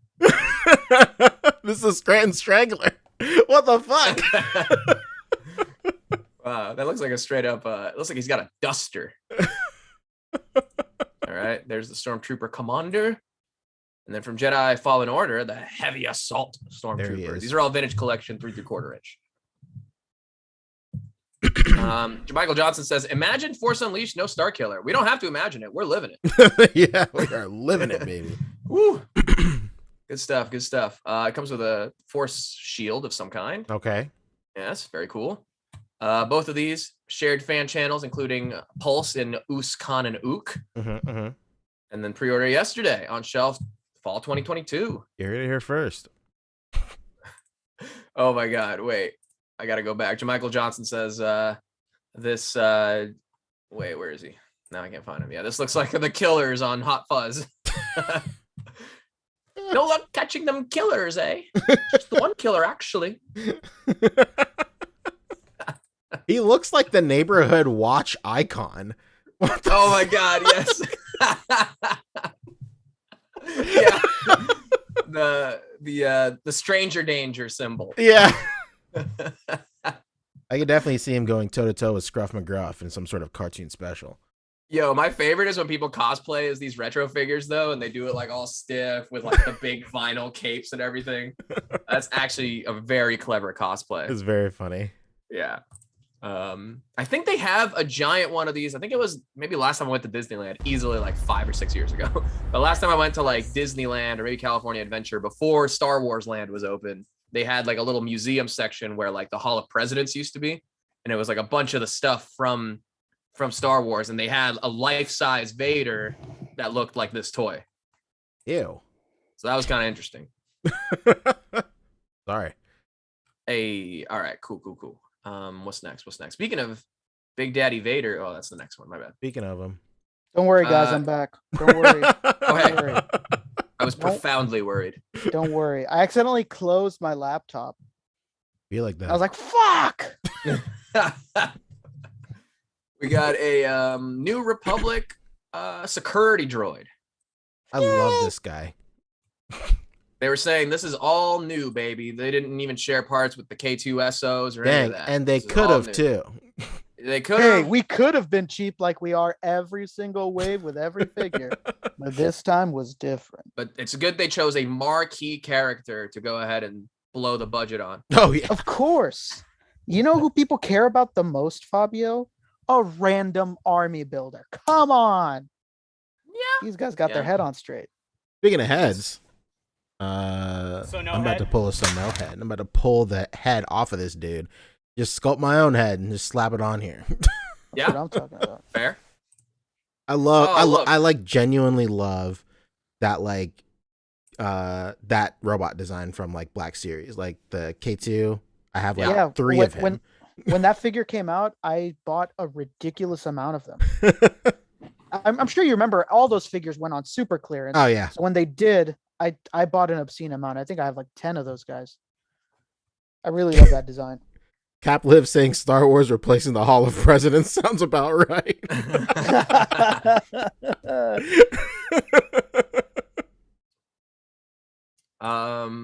Oh, good. We were surprised by another retro collection just there we thrown go. in there. All right. Yay. Speaking of Big Daddy Cool Vader, speaking of him, there he is in the helmet.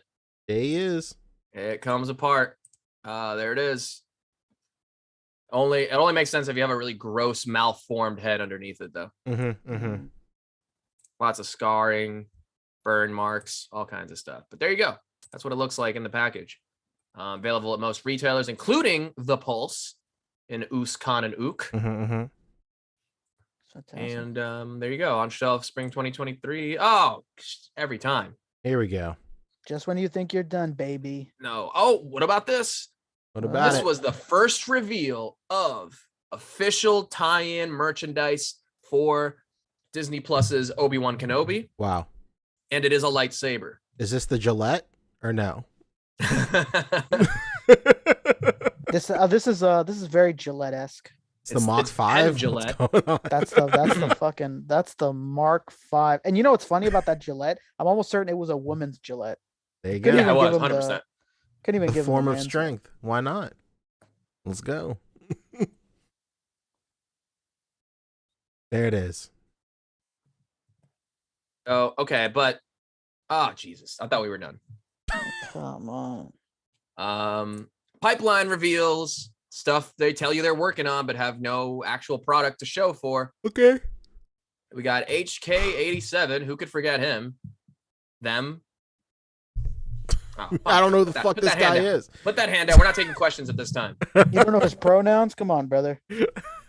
I don't, so I'm going to stick with they.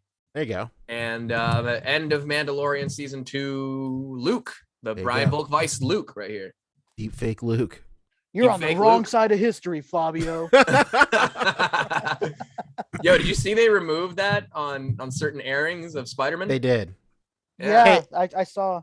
I want to take this time to announce something very special, something that has been stewing in me for quite a while. Oh, I can't wait. I'm slated to design a Dragon Ball anime cutout pack. I will fight tooth and nail to get a cutout, a Marvel cutout saying, "You're on the wrong side of history. Me and my husband are a very loving relationship." It has to happen. Come on, you have to. I have to do that, and I'm just publicly saying out loud that expect it. You're on the wrong side of history, Spider-Man. You're on the wrong. Me and my husband deeply love each other, and me wearing this attire in the ring symbolizes that love. You're on the wrong side of history, Spider-Man. And then I love for someone who fights crime, you're a real bigot. Oh my god. Oh no. So good. My favorite thing, and this isn't even spoilers for Doctor Strange, but my favorite thing is that r/Raimi memes is now going to be filled with I love it. Doctor Strange, Multiverse of Madness memes because it's a Sam Raimi movie. I will say this, it's not spoilers at all. That is the most Sam Raimi movie I've seen in a long time. Like I was so happy and so pleased every single time like a Raimi trope popped up. I was like, I'm eating candy this whole time. I literally walked out of there being like, nobody else could have directed this movie. No. Yeah, very, very Raimi. Just like when you watch an Edgar Wright film, you're always like, yep. That's him. How's Edgar Wright? Yeah, I love that. Which is a shame he didn't do Ant-Man, but you know. Yeah. Oh well. That's a damn shame. All right. That is it for the Star War May the 4th. Wait, no, it's not all because the next day or maybe even that night after the live stream, later that night, Ewan McGregor went on Jimmy Kimmel Live to reveal. Oh God, I thought I had it, but this stupid screen share is in the way. I can't get rid of this dumb window up top. Wait, is that an Elden Ring? Oh no, it's Dark Souls 3. Hang on, I promise you it's right here. Thank you, Toy Arc. Here we go. Yes, so the next day or that night, Ewan McGregor was on Jimmy Kimmel Live and he revealed the Obi-Wan action figure. Wow, the 3 3/4. They couldn't let him get the. No, this is the Black Series. Oh, is it? Oh, God, yeah. Those soft goods suck. Those soft goods suck ass. This is the first time that I've confused the scale based on the soft goods alone. I'm looking up the picture because he showed up the packaging as well. I mean, I'm gonna have to get it from my friend Travi. He showed the packaging too, and there was very suspiciously something missing from the bubble. Uh-oh. Yeah, no, it's true. More Gillettes? Oh, I guess he did not post pictures of him holding the package. But anyway, there was an accessory missing from the bubble, so maybe something related to the plot or something to do with the show. But maybe he lost it. Possibly. Oh God damn it! Like a jump scare. Yeah, I got to the end of that maze. Yeah. All right. Yeah. So there he is. There he is. What do you think of the likeness? Not quite there. It's an okay. It's kind of weird. Nah, I don't know. He looks like a mixture of the actor, the portrait of Jesus Christ hanging over your grandma's mantle, and Al Borland from fucking Home Improvement. Not looks wise, but just energy. He just has Al Borland energy. Wait, are you thinking of Wes Borland from Limp Bizkit, the guitarist? Throw him in there too. I'm specifically thinking of Al from Home Improvement. Oh, got you. Okay. Yeah, I can't find the picture of the bubble, but you're gonna have to take my word on that one. Bummer. Check out Jimmy Kimmel. Jimmy Kimmel, support small independent creators. Yeah, friend of the show. Yeah, very close friend of the show. Somebody put this head on. You guys seen the what's the name of those figures? The fucking Migos. They got one of those werewolf ones where he's got the plaid shirt. Put this head sculpt on it. Baby, you got yourself the co-host of Tool Time. Fun fact, I met Jimmy Kimmel. I served him poke. Wow. Wow, how was that? Very nice guy. This isn't miso mix. How was it? How was that meeting? That was cool. It was very, very nice. How was that close personal meeting? Oh, jeez. He was super nice. That's good.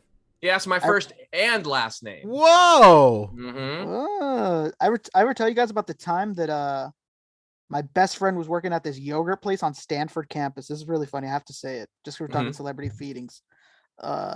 And you guys know the star from Boy Meets World, Ben Savage? Absolutely. Oh, who could forget?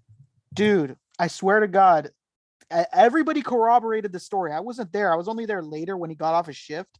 Everybody that was there corroborated the story. He showed up to the yogurt stand on Stanford campus, got a yogurt, and he was like, "Oh man, I really love yogurt." And they're like, "Oh, cool." And he's like, "Yeah." He's like, "It's too bad that I'm lactose intolerant and it gives me the shits, or I'd eat it more often." And then he walks away. I would have done. I would have said, "I love yogurt, but I'm just not very flexible, so I'm not good at it." Oh man. Incredible. Oh, geez. Okay, I keep falling for it. I'm doing this to myself. All this stuff, pre-order roundup here on the Toy Arc. I just wanted to show that what's his name in the One. Ben Ben Kenobi. Old Ben Kenobi. Old Ben Kenobi. Yeah, there he is. Well, this is more like Zaddy Ben Kenobi. Oh no, he looks like he's a still- carpenter. You mean that old guy who lives out in the dunes? You know who else was a carpenter? That's true. Jesus. Hey, speaking of carpenters, speaking of Jesus Christ, Did you have a good Easter, Poncho? It was all right. Remember the other week when I said I was doing like this big project at that church, that Seacoast Church? I made the best joke, and nobody heard it. We were installing this like big dimensional thing on a wall, and there was like a square piece that stood off like 3 inches off the wall. It was comprised of 2 half-inch pieces sandwiched together.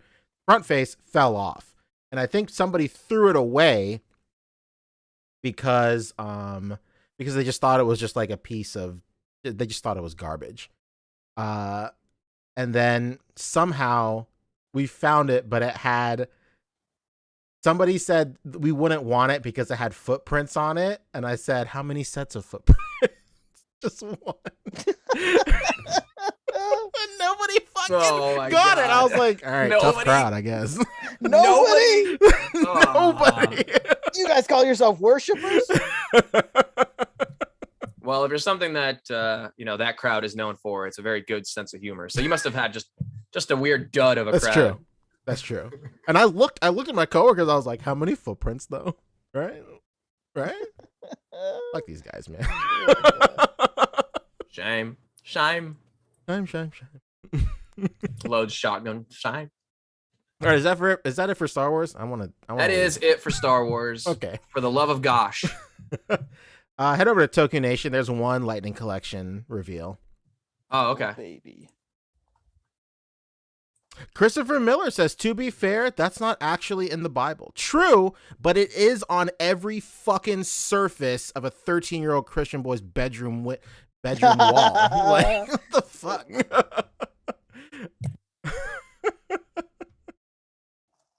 Yeah, they showed off this guy, super tight. Is it Wild Force Blue? Love how he's just yelling, "I love Power Rangers." I tried to as he would. try to dog on saying that, but capitalists hashtag, gatekeep me on making fun of Power Rangers. That was pretty, or Disney era Power Rangers. That's what I'm talking about, man. I have a soft spot for Wild Force because it was one of the last ones I had watched, but Okay, it's not enough to get me. so I was about to say, like, what does this do for you, Fabio? Yeah, it's nostalgic looking at the design. I'm like, oh yeah, there was a Power Ranger whose head was just a straight up shark. I forgot about that. Speaking of, I think they had the best helmets. I will go on record saying they had the best helmets. Yeah. Speaking of insulting Turbo Brian up Carter there for me too. I really don't mean to insult anybody that likes those Ninjetti figures. Oh no. But those head sculpts where you can like barely see their eyes peeking out, it's very phallic. Like, you guys seen those things? No. I've been looking. I've been looking. I'm interested. I sent it to the podcast chat right now. Like, I saw it and I was just like, yo, man, that looks like something phallic. I was like, what's going on over here? Get the beige ranger. Yeah, there you go. I sent it in the chat. I was really weirded out by it. I was like, what the fuck? Like, what's going on here? This is a shy guy, huh? This is George after the pool. This is What's what going they on? call the hooded soldier. Oh no. That's what I'm saying, man. This is semi anteater. I don't know. I was like, man, this looks off. This is crazy, and they'll sell it to us 2 times over. So Of course. Yeah. Of course. it's gonna be good. Actually, friend of all 3 of us here. I don't know if he's had transactions with Boog, but at least us 3, the Mighty 25, John Riley, he got this guy, and baby. he didn't like it. He Oh, was no. disappointed. You know what? John's Or a why? good egg. John's a good damn egg. good egg, and I trust him. John doesn't Mhm. like him. You know what? I don't like him. I'm saying, and I was like, damn, could have put those $20 towards a Mezco. There you I'm go. I'm There's glad you told me that gymnastics. because I mean, I wasn't gonna pick this up anyways, but now I'm 100% not gonna pick it up. This Oh. is just to me like, okay, soft goods. Come on, No, no. Let's no. go. From somebody else. Oh, okay. I love it. There I mean, we if go. Mezco wants to stick only doing Mighty Morphin and they give us the set of the 5 Rangers, fuck, just give us an Injetti set. It's all soft goods. Can you imagine? You're telling me you wouldn't get that? Ebony some Leopard saying the soft Southern States' Ninjettis. favorite ranger. Fuck yeah. Oh, That's where I was going. yeah. A dragon, you say? He has the power of a dragon previously? I don't know. Is that a dragon? Interesting. This looks like a vulture. Well, no, I'm saying Tommy had the power of a dragon previously. Oh, like now a he's grand he's dragon. bathed I in get it. white robe? I don't know. I believe, yeah. If you had said grand dragon, I would have been with you. That's where I was going. I think I set a bunch of these dudes on fire on Red Dead Redemption 2. Yeah, very true. Actually, no, I waited and then they all set themselves on fire. And then I found a note in his pocket that said, we should really think about getting a less flammable material for these robes. Whose wife sewed the eyes on this? What movie is that from? Where they have the whole bit? Yeah. Isn't that from Key and Peele? No, it's Django. Django. It is from Django. I was gonna say, was it Harold and Kumar? Django What's and it Django. I think it was in Jonah Harold Hill and too. Kumar? I got some White Castle burgers in the freezer right now. I think it was even, baby. yeah, I think it was Jonah Hill that had said that line. My style icon, Jonah Hill. Is that it for Le Rangers? Yeah, that's it. Wild Force Blue, sick. Yeah, looks like it. So that's it for Hasbro then, huh? Yeah. Next up is NECA, Well, Old Flame. it's time to Whoa. get Oh spooky. Monster Mayhem returns. It's not just May. It's Uh-oh. Monster May. It's gonna be Hem. Yes. Today, I guess it would have been April 31st, right? Is halfway to Halloween. And there's no better time to announce that Monster Mayhem is back. The coming month will be packed to the brim with terrifying teases, announcements, and a ghoulish giveaway. Are you ready? Sure. Wow. All right, great. Can't wait to let you know what's on the way. First thing, a little teaser for the Let's Universal go. Monsters line. But I don't see anyone. Uh-oh. Could he That's be? the point. Could he be invisible? Is this the Mossy Oh! Oaks mascot? Oh. What the hell? I think What this is? is They're making Riddler figures? no, Oh my god! I think this is the Khonshu in a suit from the end Yeah, of the this show. is NECA announcing that they have officially got the WWE license. John Cena's first on the roster. No, this is the Yeti, which was a mummy for some reason. Wait, no, that would be the actual mummy. All right, whatever. It's the Invisible Man Ultimate Edition. He has the serum or the potion or whatever. He's got a book. He's got a wig. He's got goggles, a fake nose. Uh-huh. Real Gene Parmesan guy over here. There you go. Yeah, exactly. look Gene at Parmesan those- vibes, 100%. Look at those horrific. Look, you know we give everybody shit, so I'm gonna do it now. Look at those horrific single jointed elbows. Come on, man. On a suited got- figure, yeah, it's We got to do better Larry. than this. This is, come on. Yeah. Something about his posture right here gives me real Rick Moranis vibes. I don't know why. Yeah, man. This is real Little Shop of Horrors. Rick Moranis vibes for sure. Honey, I shrunk our expectations. Fuck. Yes. Oh man. Oh, Jesus. Wait, we had a lightning collection super chat that we should have gotten to. Yeah, Oh, Fat Man hits us what are with we- $10. Don't worry, Fat Sorry, Man. Fat Man. I'll get to your other super Yeah, chats. sorry, Fat Man. As like the topics pertain. Yeah, Lightning yeah. collection is cool, but I got a bunch of Rangers, not a whole bunch of bad guys. Got Rangers on display, just looking at each other, all confused. What the fuck are we doing on this shelf? Nobody to fight. That's why we want plain clothes, because if we're not going to get a lot of bad guys, we might as well have these guys in plain clothes at the juice bar. That's You true. know what I mean? There's already a Every juice bar every backdrop, 90s right? kids hang out. The juice bar. I was talking to the guys in Discord.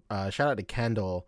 I always forget his handle. I'm so sorry. But we're always talking about like how many times Hasbro can sell us Mighty Morphin stuff. And he was like, I think after this Ninjetti stuff, like we're kind of done. Like, and if they decide to do like the movie stuff and like their like civilian clothes for the movie, I think we're kind of done. And then he's like, oh shit. And then he posts a picture of them all skydiving. Oh man. They do it. We still haven't really even scratched the surface of ways they can re-release. We haven't talked metallic versions, re-release they haven't Metallic versions of the seen yet. Ninjetti.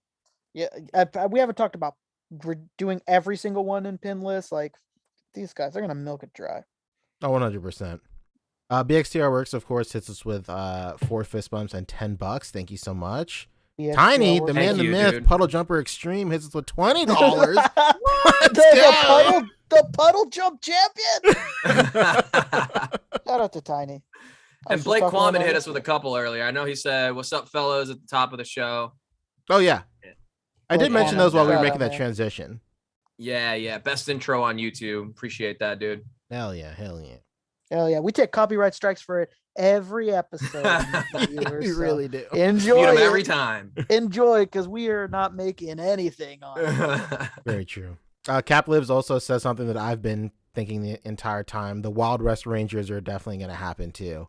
Like there's Oh, no Oh, question. Yeah, must. Oh yeah. Anyway, back to Rick Moranis.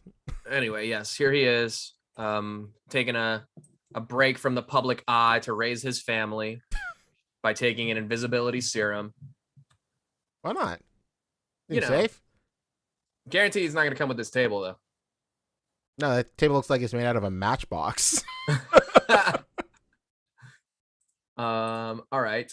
And then keeping on with the monster mayhem.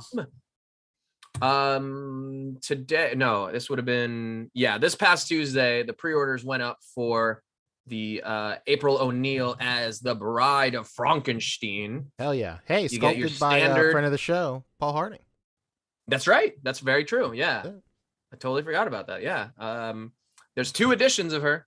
You'll get the here we go. standard Ultimate Edition, which Love is a it. bit of an oxymoron, but either way, then you get an Ultimate Signature Edition, which has an autographed photo by Judith Hoag, Very cool. the original April O'Neil from the 1990 movie, which Little is Splinter a really action cool right way to there. continue this partnership. If they've got her likeness for the original movie, then why not, use that and Why not? put it towards this right here, and giving people who are a fan of the license and want a unique collector piece, exclusive 5x7 cover art. And this is frame worthy, in my opinion. This is the exact type of thing that a psychopath like me would frame up. A lot of fun accessories as far as keeping it in tune with the April O'Neil character, but now she's like got like a radio play microphone from like the 1930s. I think this is super fun. Real chain on the purse. Look at those. Look at the sandals, have the big platforms on them. You got a couple of rats with different body parts grafted onto them, like Elden Ring characters. Very cool. And you get a regular face and you get a little grinning, smiling face, because she might be a conglomeration of flesh fused together, but she's still got a sense of humor. Good stuff. I good was stuff. not Love thinking Invisible Man for their next reveal at all. I saw it and I was like, Invisible Man, huh? Okay. All right. I don't hate but it. what about it? Still celebrating Monster Mayhem NECA is owned by the same company that owns Kid Robot, same parent company. So as part of that, we got some new Kid Robot Simpsons Treehouse of Horror minifigures. Oh, whoa. Oh, baby. Cool. You get Homer. You get Lard Lad Homer. Huh? Mm-hmm. You get a Cat Marge. This is where my Simpsons knowledge will come lacking. You get Witch Lisa. This Lisa. You get the Fly Bart. That's what I'm talking about. You get Kang and Kodos Maggie, kind of, right? Yes, sir. And there you go. You can get the whole box set. Each frightful and collectible 3-inch tall Simpsons figure is blind packaged in a foil bag and blind box to maintain the rarity and collectability of each figure. Even we don't know what's in each box. We can guarantee a mind-numbing rush of energy that is normally only possible by consuming hordes of drugstore chocolate right before bed. Drugstore chocolate. Probably from the Quickie Mart. Oh, so you do get Kang and Kodos. Yeah, How to Cook Humans. Yeah, that was a good one. You get Freddy Krueger, Willie. You've just made Anatomy for Life. I was just having to explain someone why the steamed hams bit is like comedy gold, and they weren't with me on that ride. At all. Borealis. At this time, at this place, centralized in your kitchen. Aurora Borealis. Can I see it? How devilishly clever, Seymour. There's just so much. That whole episode is written by Conan O'Brien. I mean, it's brilliant. Yeah, Conan also wrote the monorail song. Oh, of course he did. Anyway, Treehouse of Horror, Kid Robot minis. Go get them. What are you waiting for? Jeez. Yeah. Rush to the stores. Okay. And a little tease that you may want to put your sunglasses on to see. Toonie Terrors, They Live. Incoming. They live. We need a Rowdy Roddy Piper from this. One of these days. Right. They've done him in the 8-inch retro cloth, and they've done Keith David from this movie too. So only a matter of time. When are they going to give us Bonesaw McGraw? That's what I'm really asking for. We're all waiting, dude. It's so funny because they did, going back to Simpsons, NECA did like a very short-lived, like 25 greatest guest stars on the Simpsons line. And they're like kind of grails now. Like that Bret the Hitman Hart is like, it goes for stupid money. Because at that point, it was just like really rare to get any Bret Hart stuff. Now I guess it's like different. Maybe I'm remembering this a little differently, but yeah, that Bret Hart goes for like serious money. Apparently, it was basically like almost like a sister or like spiritual successor line to like the World of Simpsons from Playmates. Mm-hmm. So they didn't make any characters that like World of Simpsons did. So it's just like the guest stars that you can just plug into your World of Simpsons collector. That's cool. Collection. Damn. All right. Anyway, up next, this was today. This was kind of cool. I'm kind of curious to see where this goes. You're into it? Glow in the dark. Wow. I see Frankenstein, I see the Mummy, and I see the Wolfman back here. Turning it low. That's him. This is in direct rebuttal to my statement a couple of weeks ago. Who really gives a fuck about glow in the dark? Hey, NECA played their hand. I see you. I'm wondering. I mean, I know they've announced the Frankenstein accessory set that comes with the table and the sheet and stuff, but this to me looks like a new table, right? A different table. I'm wondering if this is something they made just for this photo shoot. It kind of looks like it is, but it could not be. I don't know, because these pylons and all that stuff, I mean, that could easily be, part of the set. I don't know. Kind of curious. Tyron Westhead saying that NECA's glow in the dark is pretty bad. I'm not so sure, but I know they're going for that kind of like speckled style rather than like the casted plastic style. So I don't know. I guess we'll see. The genre of music, that is. I mean, I know Frankenstein's monster makes sense as a glow in the dark, but Wolfman? the Wolfman and the Mummy, I don't know. Yeah, Boocat. It looks like Wolfman and Mummy are glowing as well. Look at that. Yeah, this line was definitely designed by that guy who emailed me like, "Yeah, I'll trade you for anything that glows in the dark." This has him written all over it. Yeah. Very cool. I know Dan Larson from Toy Galaxy. He has only a glow in the dark collection. So yeah, maybe him. Christopher Miller, I think that's who you meant, right? Not Doug Larson, Dan Larson, right? But yeah, I'm thinking of him too. He has a whole glow in the dark display. I have a few glow in the dark, things from Mezco. I have their version of Frankenstein's monster, but it's like, the retro 5-point style, and it just hangs on the wall. So it's cool when I turn the lights off, but I'm not like, crazy into the glow in the dark. I just like a few of them popping in. I think it's a fun feature when it's incorporated in correctly. But I don't know. I guess we're reaching McFarlane levels of regular edition, artist proof, i.e. black and white edition, and now a glow in the dark version, which makes sense. They got to get their money on the sculpt. These are all unique sculpts for these figures. And that only means that they'll be doing a glow in the dark Invisible Man as well. I was gonna say, what's the chances of them doing something like crazy gimmicky and giving us an Invisible Man on like translucent type plastic? I would say it's a nigh certainty. You know what that sounds like to me? That sounds like a Comic-Con exclusive. There you go. Honestly, all of them as a set would be a fantastic Comic-Con exclusive with like lights incorporated into the package, so you can just leave them in there.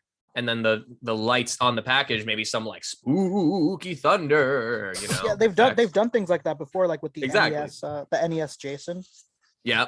The worst batteries ever. The batteries died on that thing like a month after Comic-Con. Yeah. But I guess while we're talking about glow in the dark, this is actually a perfect transition into a little Super 7 because they put up a new pre-order. It's going Super 7 exclusive. Glow in the dark foot soldier. That's crisp. Whoa. There he is. Dude, what the fuck's going on? Is like a glow in the dark plastic on sale at the manufacturer right now? Like, what's up? They getting a special deal? The wacky inflatable arm filling 2-man type deal. Thanks to a shipping error, we're passing the savings on to you. Right. Off Route 2 in Wickapod.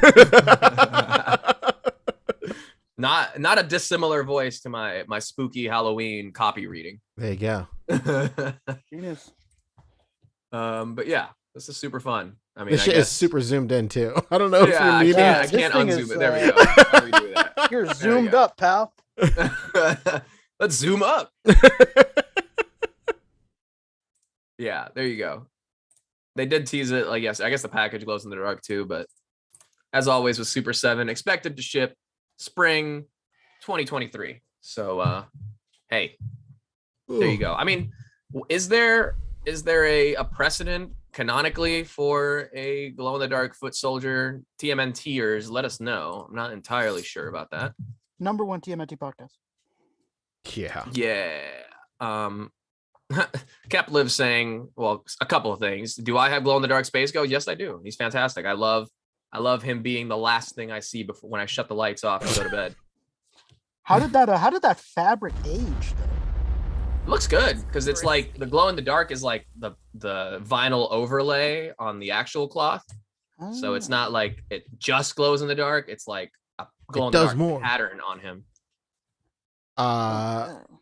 And Brownie Jacob hit us with an incredible super chat. Hit us with $5. Thank you so much, man. Thank you, good He sir. said, watch NECA just release the same Invisible Man figure without the hands and neck and head and called it exclusive. Yeah. Brilliant. Oh man, they could pull a McFarlane. They really could, like a reverse McFarlane. Yeah, like or a Hot Wheels when they did the Invisible Jet for Wonder Woman as a con exclusive. And it was just an empty bubble. Yeah, I'll never forget. You know what? I said that. Now I do forget. Oh no, maybe it's Billy. It was Billy. Somebody sent me it like when that was first revealed, and they were like, "You love Wonder Woman, right?" I was like, "Yeah, not enough to get something that's not there." This is the you know what? That's when NFTs were born. If That's exactly how NFTs were born. Hey, big shout out to Billy Mahoney, who loved that Spider-Man meme that I shared where it was him falling off the roof and the accordion. He loved that meme so much, he is now building a custom Spider-Man accordion figure. He just got a 1/12 scale accordion and oh man, that's incredible. I'm gonna go back and get that Weird Al figure just for the accordion now. Yeah, just put it on my the Mezco scream, Spider-Man, dangle him off a roof. The scream when he's falling, and then just continuing to play. Oh my god, the commitment! I love it.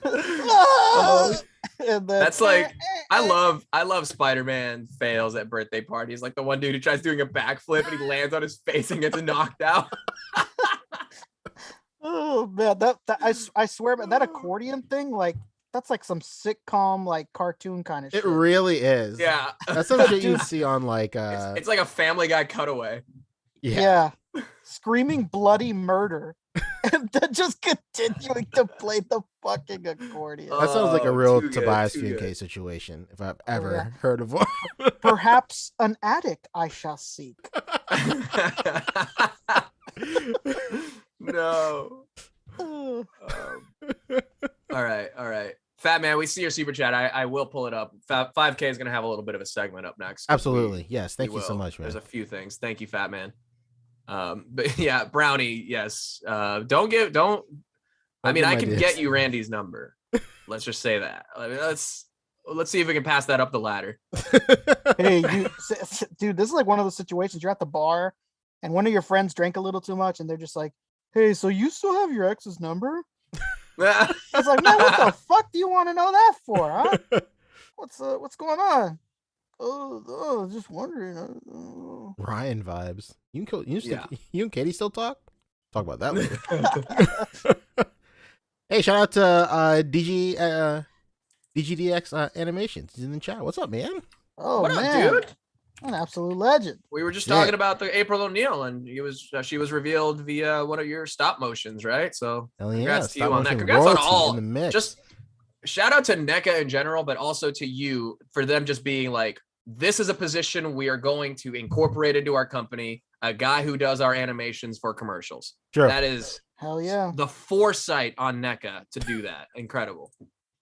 This is Fabio talking about his ex. Well, maybe she's not that bad, you know. Well, you know, when you don't see the red flags when you're in it, you know, especially against the glaring, entirely red background. Real quick, gross misconduct with a Mezco question. I'll indulge. Sniff. What was the first? Out. Was the first 112 Batman DKR or Captain America? It was Batman Dark Knight Returns, baby. Toy Fair edition, black and white. Black and white. Black and white. Dub. I remember that specifically because I remember when that was announced. I said they got to do a color one, right? Because I'm not buying this. Yeah, so the regular black and gray one was technically the first for retail purchase, but the very first one released in hands of people was the Toy Fair Press exclusive, black and white. Anyway, yes. Fat Man. It was like $10. He said so years ago at Comic-Con, the Invisible Man sci-fi series had a booth and they were giving out Invisible Man toys and it was literally just an empty figure package. As a child, I was pissed. Well, it's hard to have a sense of humor about that as a kid. That's incredible. Hey man, that sounds like it was very non-fungible. I mean, listen, if they're going to be doing Invisible Man figures, I can think of Hollow Man that we need, just rapey Kevin Bacon. And the what's her face? The Handmaid's Tale girl movie. Oh, yeah. That was a good movie. You guys see that one? Like the new one, right? Yeah.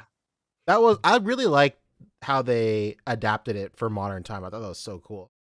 Mm-hmm. Very, very cool. And, you know, tying it into like a story of trying to leave an abusive relationship. Yeah. It was pretty brilliant. Pretty brilliant spin on that. Yeah, I never ended up watching it, but I heard good things. Just watch the Foundflix video. That's basically. Yeah. Bobby, are you close personal friends with him? I feel like he is your multiverse doppelganger at some time. Who? The Foundflix guy. Do you know what I'm talking about when I say that? No. Oh my god. There's a guy. I don't dream about him, so I don't know if he's my multiverse self. Hold on, I have to send you a picture of him. Okay. Because while you're I doing want that, you to screen share, and I want everybody. Okay. I'm just gonna send you the Google image search results. Okay. I want everybody in real chat. quick. Dead Man Juan saying, what was the first Mezco Rumble Society? If you're talking 112, it was the Toy Fair Gomez. There you go. But they've done Gomai before that. But if you mean non-Gomez Rumble Society, I mean he is Rumble Society. My god, this is White Fabio. Wait, what? You mean non-racially ambiguous? I want chat to weigh in on this as well. Am I nuts? Is this Earth 2 Fabio? There's even pictures of him in leather jackets. Oh, where? If you go down, he's wearing like a green cowboy hat. Wait. There he is. Look at that. Right there. That's Morbius. To the left. Morbed all over. There he is. Ah, come on. That looks nothing like me. That guy looks like he's from the Caucasus, huh? No, I tell you who I do look like. Okay, this is a true story. This happened, I think I was still in high school, and me and a friend went to the grilled cheese truck here in Los Angeles. And it was at the back of Meltdown Comics, which is where Nerdist used to be headquartered. They tore down that whole store or whatever, but it was a comic book shop on Sunset. And walking in, we're going to the back to like go get our grilled cheeses, and I get stopped in the store. A girl is like, "Oh my god, are you Shepard Fairey? Can I take a picture with you?" Do you guys know who Shepard Fairey is? No. It's the dude who did like the Obama Hope poster and all the change art and all that stuff. She legitimately thought I was this guy. If he's not smiling, maybe, but maybe. But she like, sure I told her, no, this is not me. And she's like, can I still take a picture with you? We're talking about. It's weird. It's weird. I don't see it either, but this guy looks like the Zach Bagans prototype. This guy looks like Elon Musk's cool older brother. He looks like Elon Dusk. Yeah, I don't see it either. But anyway. Whoa, the White Dragon's back. Yeah, I don't see it. Aw. Hey, for what it's worth, everybody, if you haven't seen this guy's YouTube channel, it's actually really great. He just recaps like horror movies. And he has like a sense of humor similar to ours. So okay. I think that's why I enjoy him so much. His videos are really good too. I don't know, man. You know what? I think Fabio isn't taking into account that he's POC, so he has some, youth rejuvenation in him. These guys from the Caucasus, they age like fucking apples in your counter. Like he's definitely our age, but you couldn't tell, I mean, on television you can't. I'm still getting cast in high school shows, so sure. Yeah. That's what I'm talking about. Popcorn. Yeah. Remember that joke in the first Scary Movie where they're like, "Oh yeah, they'd play a bunch of people who were in their late 20s, early 30s to play high school students." That's literally fucking me. Anyway, where were we? Glow in the we dark. were just moving off of Super 7. Let's talk 5K. Let's talk 5K for the love of God. Yeah, we were going to talk 5K, and we were telling Fat Man we were going to talk about. Oh yeah, so right. Fat Man hits us with 10. He hit us with 20. He said 5K Insta teased a cool new WoW orc figure plus displaying model behaviors blog showed a new badass third-party Mr. Knight figure. Yeah. 5K's teased that also comes with a cool Conchu head. Don't know where to find pics though. Yeah, and then earlier in the show, I saw them on my feed. I'll have to look through and find them real quick. But yeah, let's talk about this orc because this is literally what's his name? Gormash Hellstream. Yeah, it's literally him. Yeah, it's not Garrosh Hellscream. It's his father from Warlords of Draenor. and he literally has Gorehowl, the axe that you get at the end of Karazhan. And it took me hundreds of kills on Prince whatever to get this damn axe as a transmog, but neither here nor there. Literally Goremash Hellscream right here. But look at that, butterfly joints, sick armor overlays. This looks good, honestly. Here it is. Dude, this is a good base for Savage Hulk, huh? Oh yeah, good call. Oh, it's Grom Hellscream. Grom Hellscream, like the gelato. What is Articulated JP for that? Thank you, Articulated JP. Oh yeah, this looks really cool. I like how they like put out a Q&A like, what do you want from this? Even if they have no intention of ever listening to anybody, it feels nice to be asked at least. Yeah, it's like every year with Bandai. They ask us questions, we all answer the same way, and they don't do what we asked for anyways, but at least they're asking. That's true. Yeah. Lago, as always, with the hookup on the third-party figures. There we go. He has pictures of that toys. Mr. Knight, so we'll get to that in a sec. But yeah, this is literally Grom Hellscream. He's got Gorehowl. I don't see what the problem is.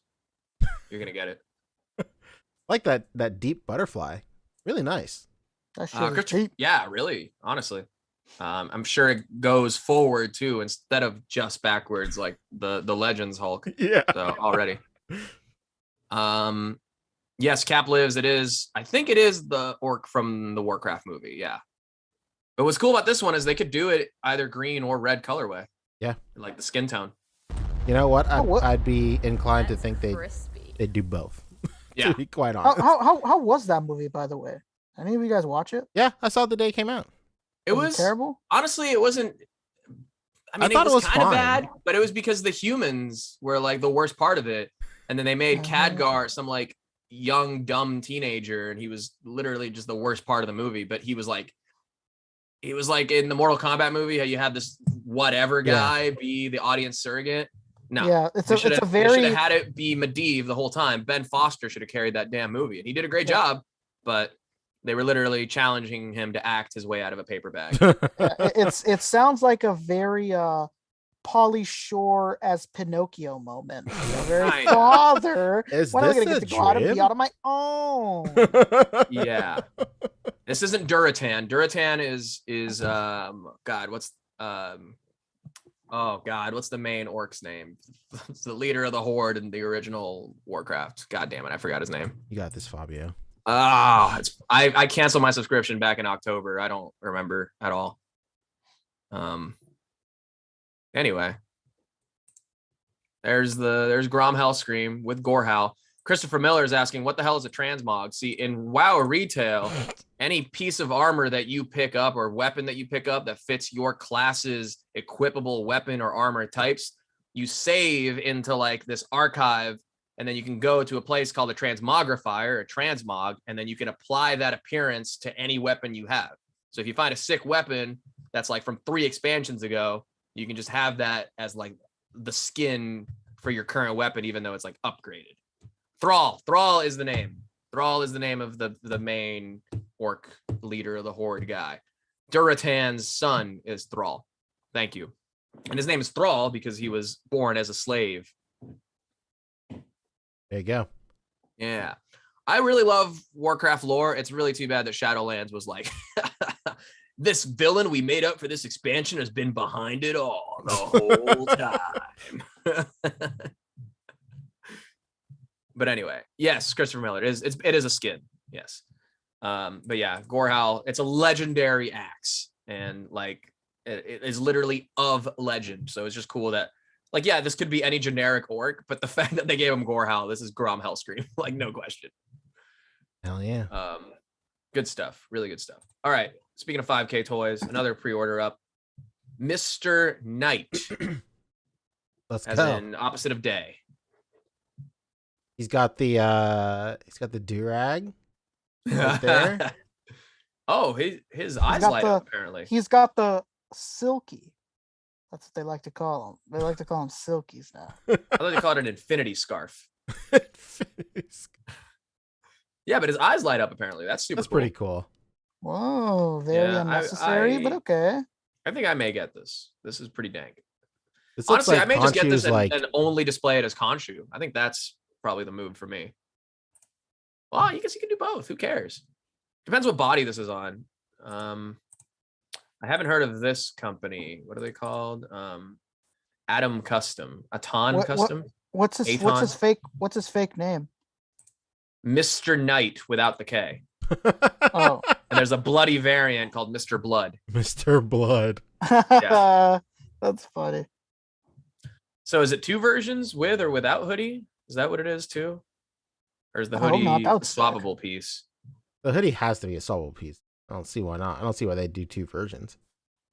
The suit is like Charlie when he becomes a preacher, when they have the water stain in the bar that looks like the Virgin Mary. Oh, it's on the Noda body? All right, instant pre-order. If it's on the Noda Studio body, as made popular by Steve and James. That's it, Stephen James. Then it's going to be a good one. Yeah, this looks very dank. I feel like the pegs should be white too, just to keep it consistent, but hey, whatever. Looks good. Thank you, Lago Figs. I just worry about that. I just worry about that neck articulation. Seems like it seems like the light up feature is coming from the neck because it's clear. 1/6 shooter clarifies 1 with hoodie, 1 without. Okay. Oh, okay. My God. Interesting. Yeah, it'll be a no hoodie affair for me. Oh no, I want to keep them wavy as hell. I need that. Well, for that you have Norman Osborn, the foe. That's it. Shout out to Lago Figs, who sent me the first review for my viewing pleasure of The Foe. What's the Lago Figs? What was the consensus? No. Hang on. This is a different third-party Norman. I was about to say, I don't think this is The Foe. No, this is not The Foe. So I was like, oh, okay. This is Mormon Osborn. Mormon Osborn. This guy gives secret handshakes behind a sheet. Mormon Osborn. I love it. No, that is not The Foe. Thank you. And he's not the Green Goblin. He's the Latter-day Saint. Okay. Yes. I bet if you take off that suit, he's got some real funny underwear underneath there. This is a good sculpt though. Is this 1/6? It's not bad. I think this has to be 1/6, right? Trevor, if you know, let me know. Yeah, with a sculpt like that, it has to be. Yeah. The fabric too reminds me of 1/6. Yeah, for sure.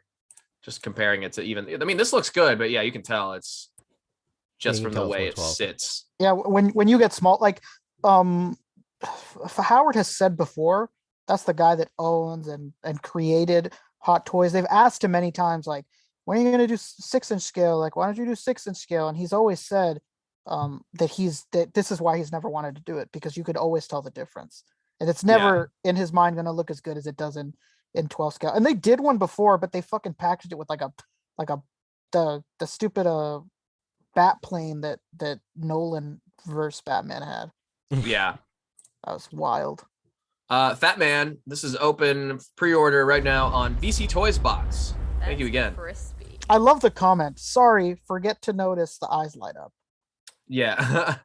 Fat Man is asking, where can we pre-order Mr. Knight? I just said VC Toys box right now. That's it. Oh baby, check him out. See how much he is. I might want to get this Steve because it comes with a battle damage head, and then I can turn my other Steve into a regular civilian. The battle damage head. So no head. He can do this all day. Mm-hmm. Whoa, we got the foot one. We got the foot sculpt. Somebody wake up Shartimus Prime. Yeah, well, that comes with a Noda body regardless, but yeah. So you can have him coming out of his cryogenic sleep, running through his little Times Square or whatever. Ward. Yeah. This is so does anybody want to get off? But yes, here's Mr. Knight, also up on VC Toys box. Can we get some pictures of Mr. Blood next? Where are they at? Imagine him, but with blood. I like that this isn't like necessarily like from the show though, because he'd have all that kind of detailing on the suit itself and all that. This is like a comic Mr. Knight with a comic Khonshu head. As stupid as it sounds, I really wish that like whatever the hell it is, like that clear plastic neck. I wish it was like domed at the top, so that you could like move that Conchu head around on it. But like, I'm sure it's just gonna be on a fucking. I think the idea is that like it's not connected by a neck. It's like clear because it's supposed to be the head is just floating there. Yeah, but then it should be even more movable if it's supposed to be floating. Yeah. Interesting. Let's check the VC Toys box pre-order.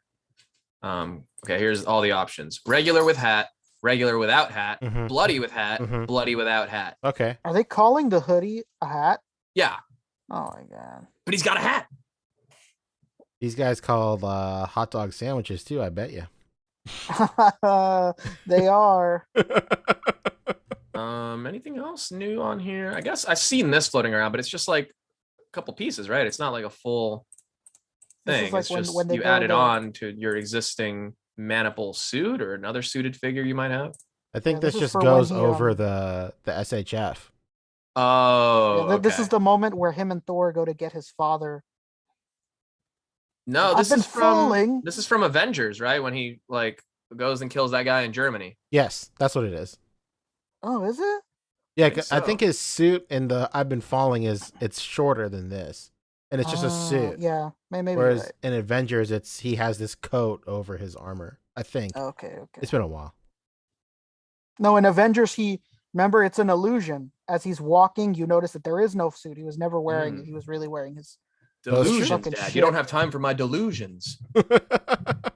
Tricks are something whores do for money, Michael. Or candy.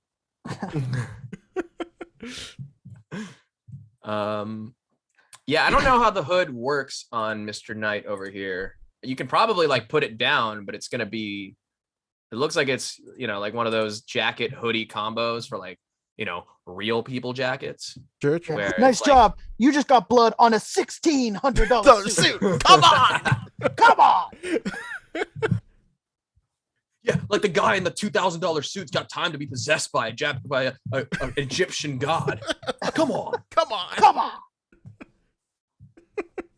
Really good. I think that's pretty much it, though. All right. For VC Toys. Thank you for letting us know about all that. I mean, we would have forgotten. I knew this was up, but I almost never I forget about stuff like this when it comes to putting together the segments. So yeah, me too. Thank you, Fat Man. God, I hate this stupid overlay from Zoom. I cannot close my tabs. Yeah, remember we tried to do a show on Zoom once and we hated it. That's why we never used it. Well, anything for our guests. Once again, go check out Replay Gang. Go back when we're done here and check out the first hour or so of the show. We actually were on a little bit longer than we thought with Brian Volk-Weiss and David Vonner of RoboForce of the Nacelle company. Yeah. Real quick before we move on into the after show, Tachyon Transmitter hit us with $10. Said, "Hey guys, the grill super chat last week reminded me of when I accidentally had an order delivered to an old address, ran over and took it from the porch. Somehow EE found out, and now I'm blacklisted." What the hell? How did you find out? Who snitched? Who narked? I had a similar nightmare situation happen. I pre-ordered Rock Band and the entire thing got delivered to the wrong fucking house. Of course, I go over there. They say they didn't get it. I see these fuckheads playing Rock Band in the living room. Oh no! Damn! No! You're standing there at the doorway and you just see this family ripping. He doesn't look a thing like Jesus. And you're like, hey, that should be me. Yeah, that's a real a Christmas Carol moment. Or you're just watching the happy family through the window as the ghost shows you all the mistakes you made in life. Something similar to that happened to me. Well, it's not that similar, but I got a package delivered. I checked the fucking tracking. It said it's in my mailbox. I opened it with the little key. There's nothing in my mailbox, and I'm livid. And I call the post office, and I'm like, "Yo, man, everybody at the post office knows who I am." So I'm like, "Hey, man, it's me, Rick. Like, it said I got a package, and there's no fucking package here. What the hell's going on? What's your delivery driver doing?" And they're like, "Oh, some delivery driver stole your package? Bet." They call this delivery driver, and I swear to God, like a scene out of a movie. This fucking delivery driver hits the corner of my street, screeching on two wheels. Pulls up to my house. "I'm sorry. throws the package at me and then takes off. That's Like, it. little did that What? son of a bitch know. I know everybody at that post office, and I knew that they stole it. The postmaster how could it- general was on his ass. Yeah, man. I was like, man, nice try, kid. Everybody knows who I am at that place. I'm already knew USPS royalty. They knew that you stole from me. I'm a made man.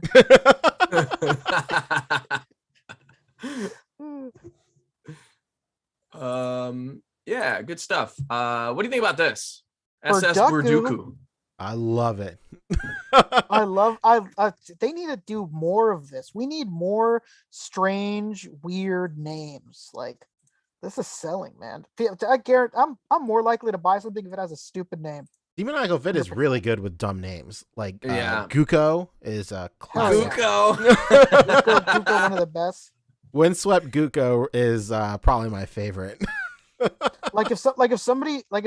this company made like a bootleg Kid Gohan, because obviously the SHF one is so expensive, and they just called him Scared Kid. Oh my god, I'm double buying. A demon's son.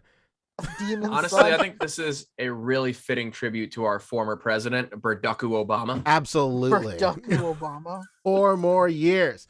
So this actually has like a pretty interesting history. Like, this head sculpt was put up on pre-order, or a version of this was put up on pre-order, like, I want to say 2 years ago. Like, pretty close to the beginning of like the third-party revolution for Dragon Ball. And just like, I don't know what it was, but like, this thing just never made it, ever. This, along with like Super Saiyan 3 Gotenks and like that Boo kit that was supposed to come out, like, these are just like, basically just third-party vaporware at this point. But like, this thing like actually came out. I think it is because the Goku head sculpt is like constantly evolving or changing, to say better, for better or worse. Like that, like the peg is always changing, the face plates are always changing. So like, I feel like at some point they like had it sculpted to fit on a certain body or take advantage of a certain face sculpt or like face plate style. And then Tamashii Nations goes and like releases like the Cell Games Goku, which has a completely different like faceplate sculpt than any other Goku that's been out before. So this thing has just been in development hell for like forever. And it's cool that it's finally out. And it came out fast too. Like, they announced like maybe a month ago or something, like, hey, remember this shit? Like, it's back. It's or back, whatever. baby, Like, and it's really hitting. We didn't forget about you. So like, and then now it's just available for purchase. So it's pretty tight. Okay, I'm seeing these for the first time. I knew they'd done some other like direwolf type mounts like this, but excuse me, what's up with these boars though? This looks This is sick. tight. This would be great for that orc. Actually, no, the wolf would be good for the orc, but yeah, no, the boar would be for a dwarf. Actually, yeah. You can even put him in a Legend of Zelda display too. Yeah, this is super sick. This with the bone motif and all this looks like more like a goblin mount. But this right here, in lieu of a ram, would be good for a dwarf. Good, like, you know, third-party Mythic Legions mounts for sure. Oh baby. Battle Wow, Boars this is super activates as Tachyon transmitter. Big bad beetle boars. That's it. This is tight too. Legendary Monsters Wave 1 Cthulhu. That looks crazy. It looks like this looks difficult to hold. What's the over under on Mezco using Mosquatch to make a fucking Cthulhu? Man, that would be crazy. I feel like it would have to be bigger, honestly. You know what? That Mosquatch should be bigger, huh? Yeah, I guess so. I mean, it kind of works, but Cthulhu is literally unfathomable. He's a goddamn Hey, you know what? Leviathan. Look at this. Look at this sculpt right here. He fathomed it. He's fathomed it. These guys fathomed it. We're only seeing a portion of it, a cross section of it in our 3-dimensional world. It's an extra dimensional creature, so we can only ever see a slice of it as it intersects our That's true. three-dimensional A vertical perception. slice, if you will. Yeah. This is crazy, What though. slices? This looks like an Elden Ring boss. Could be. Is this Moog, Lord of Blood? By the way, I'm on Radagon and he keeps kicking my ass. Oof. Tough. Hard out there. That's fantastic. It's so hard. I thought Melania was hard, but she wasn't anything. She was actually kind of fun once you figured it out. Yeah, I'm surprised we didn't talk about that up there. Everybody's been talking about it and dragging them through the fucking dirt. That's dinosaur shit. This? Yeah, I think that's another Metropolis or whatever the fuck they were called. Those the toads didn't come out yet. Battletoads didn't come out yet, right? Oh yeah, DNA. What are they called? DNA. Toy DNA or something. It's really what was that store's name? Metropolis. Megalopolis. Megalopolis. Yeah, fuck those guys. I tell you what, though, these Yu Yu Hakusho, kind of cool. Yeah, they're sick. really nice, except for that Hiei, who is way too tall. Look at that guy. Yeah, he's huge. Even just laying down on some fucking Breakfast Club shit, he looks too big. Don't you forget about me. Yeah, they probably just had to reuse the same body, right? Yeah, no, yeah. This would be a different body. Look, because he's shorter than this guy. They should have reused the body for this. Yeah, it's funny when he's standing up, he looks even worse than he already looks right there. Yikes. Oh man, so tall, it's nuts. Rip. Really fucked up. This is one of the many licenses that Bandai has been asking if we want, that we keep telling them that we want, and they're like, okay, good for you, and they don't do it. It's great. All right. I think that's about it for the main show. What do we got in after show? After show. I wanted to ask really quick, now that we've moved segments, has it just been me this whole time, or has Kendall not been here? Yeah, he is no, not. he is not. Okay. Very much okay, no. good. I didn't want to ask that in the middle of the roll that we were on, like, hey, can I not hear Kendall, and is he here? And like, but all right. Luke's not here. Okay, just want to establish. I would love it if he's been talking the whole time and the could mic you imagine? That'd be awful. He just thought that we were fucking ignoring him and muscling him out the whole time. What? I get these guys mad. What's going on? No, he's got more respect than that. He would have just left. He really would have. Yeah, that's I think it for topics. I mean, Mezco didn't really have anything specifically, but except we were talking in before the show, but we didn't mention it. But the Batman and Two-Face 2-pack is starting to charge on Monday. Thank you for bringing that up, because I want to make the statement to everybody in the chat. If any of you ordered that 2-pack and were just like, man, fuck this Batman, let me know. I'll buy the Batman. I don't want the Two-Face. Yeah. I just want Batman. If this chin ain't doing it for you, Rick's got a place for it. Yeah, man. This Diedrich Bader looking Batman it's got to be mine. So good. I need it, and I don't want to have to pay some stranger on eBay for it. I'd rather give the money to one of you wonderful viewers. Look at this. He's giving him the fist of justice. Too bad you're gonna have to tell your tailor he's out of business, dude. Yeah, so this is charging on Monday. Joe Swanson Batman. Listen here, Two-Face. I'm gonna need you to go ahead and put these handcuffs on. We're getting charged on Monday. You can't run from justice.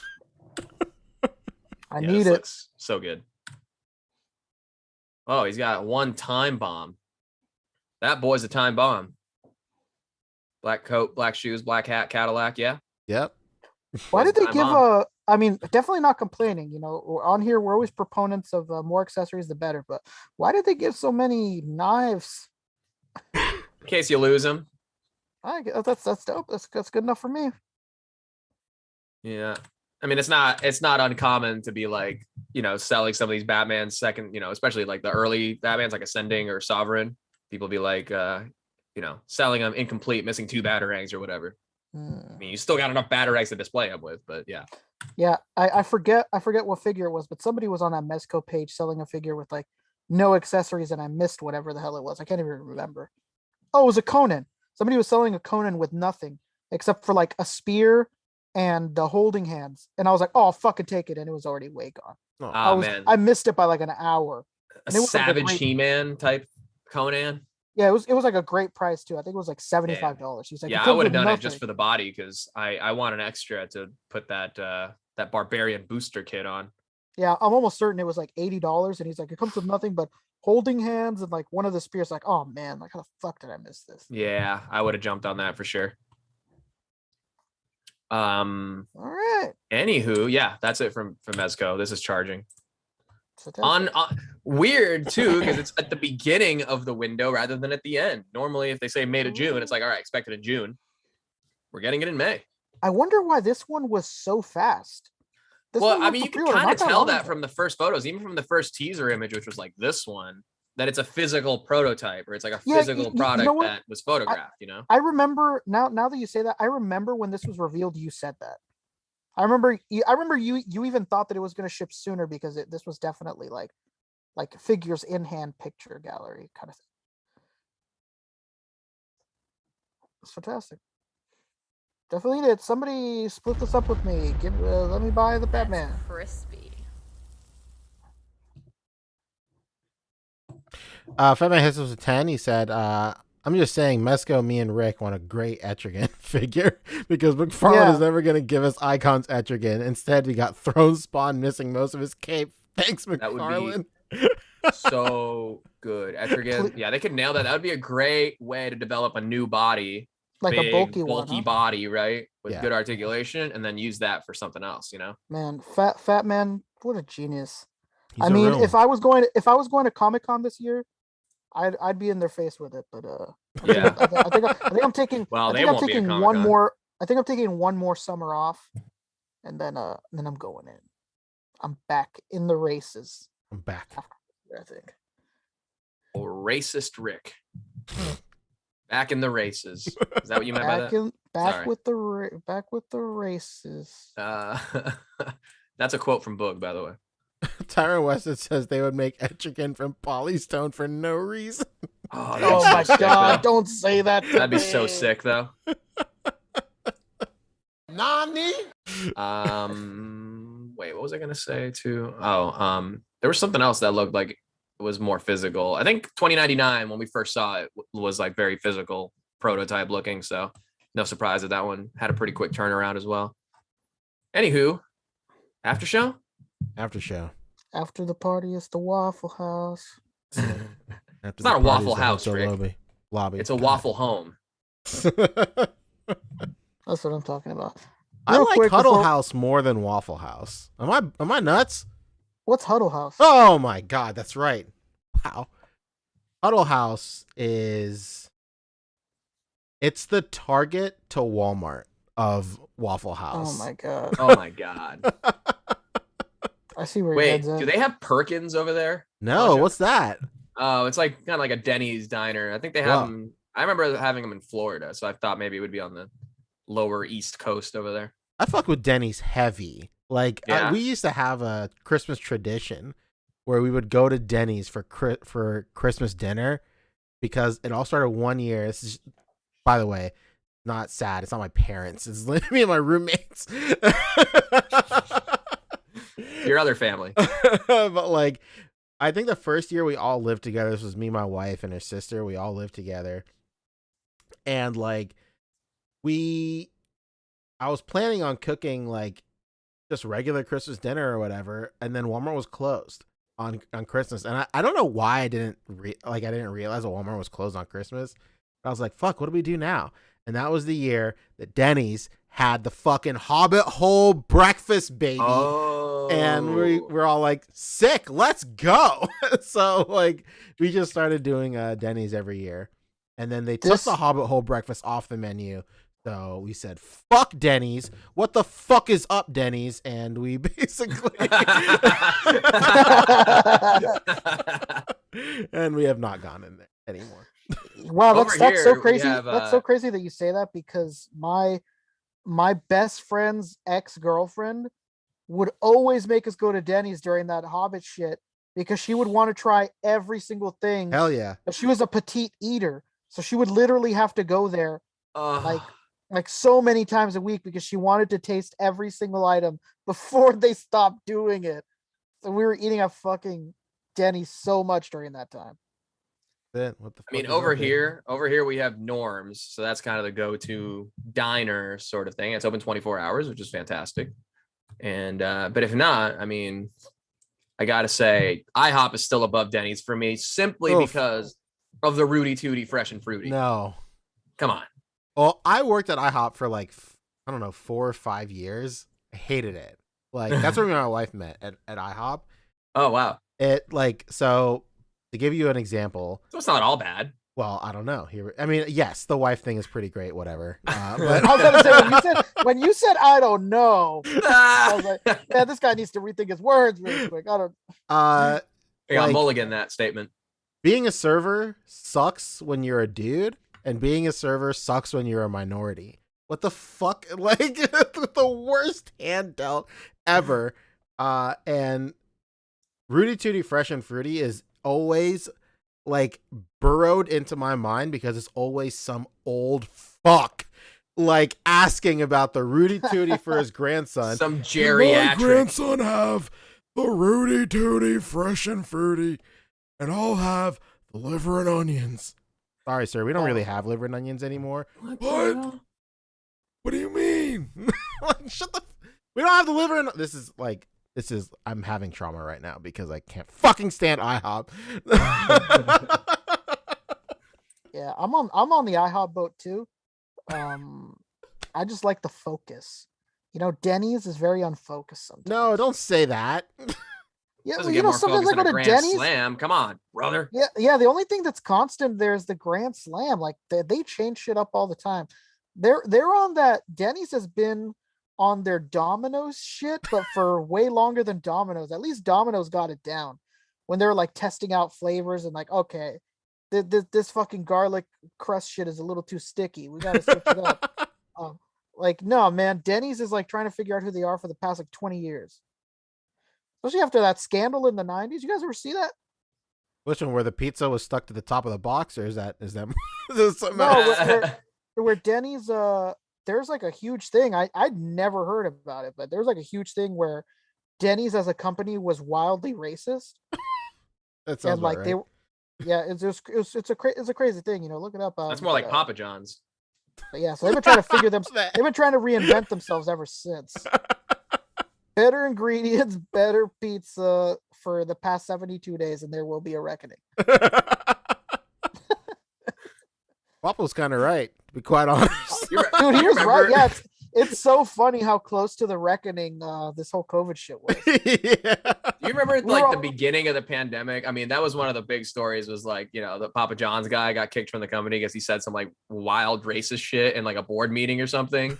And then, you know, he got ousted from the company, and then he was brought on to like Fox or MSNBC or something. And he's just like, yeah, ever since I got fired, I've had like 100 pizzas from Papa John's, and the quality has gone down significantly. And he's like sweating bullets. Yeah, he is just bloated and red and sweaty. Talking about it just has all these pizzas from Papa John's still, and he can confirm the quality has gone downhill. And there's gonna be a reckoning. That's right. Shout out to Starlord 15 talking about Denny's versus IHOP. LOL, it doesn't matter. They both have very questionable people working there. Always find somebody with a needle in their arm in the parking lot. And allow me to pull back the curtains. I think I've mentioned this on the show before, but IHOP specifically goes out of their way to hire people out of halfway houses because they got a huge tax write-off.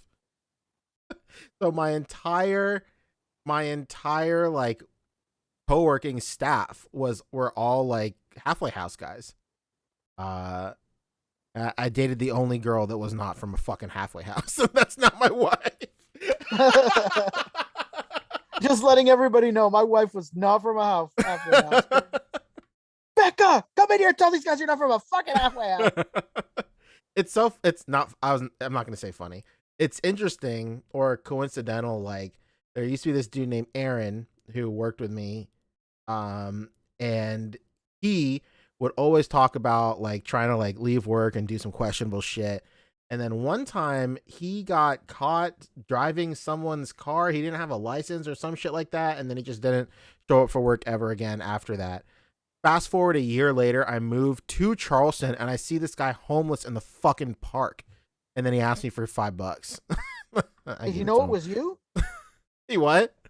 Did he know it was you? He knew it was me. Yeah, he was like, "Oh, Poncho, what's up, man?" Like, Aaron, what's good? You're homeless in a fucking park. I don't know what to say. Like, what do I say in this situation? Like, oh, we like caught up for a little bit. He's like, all right, man. Hey, me and my family are staying at this hotel. It's just right down the road. And we were actually on our way to, the next town over and ran out of baby formula. I was like, I know you. You don't have a fucking family. Anyway, here's $5. With the man, you never showed up for your shift. Yeah, I had to take your section that day. Dude, that day was really bad. It was the buy one get one day. You really fucked me that time. Unreal. Bottom line, fuck IHOP. Here we go. The IHOP that I used to work for, the GM was a fucking sexual predator, a registered sexual predator. What the fuck was he doing running an IHOP? Anyway, Jesus welcome to the after show, Christ. everybody. It's fucking IHOP in Sumter. It's got some fucking splaining to do. Worst of the worst. The worst of the worst. Where's Fabio? I'm here. I had to go refresh my beverage. Oh, that's what I'm talking about. Oh, hello. There you go. People are asking about highlights. Here we go. It's late. I'm sorry. Yeah, we really had to. We had to do the guest booking and all that, and it wasn't like a super long segment, but it did. Yes. Kind of drag us out a little bit longer. This is a good time to bring up that we're 9 weeks away from episode 200. Look, is that you?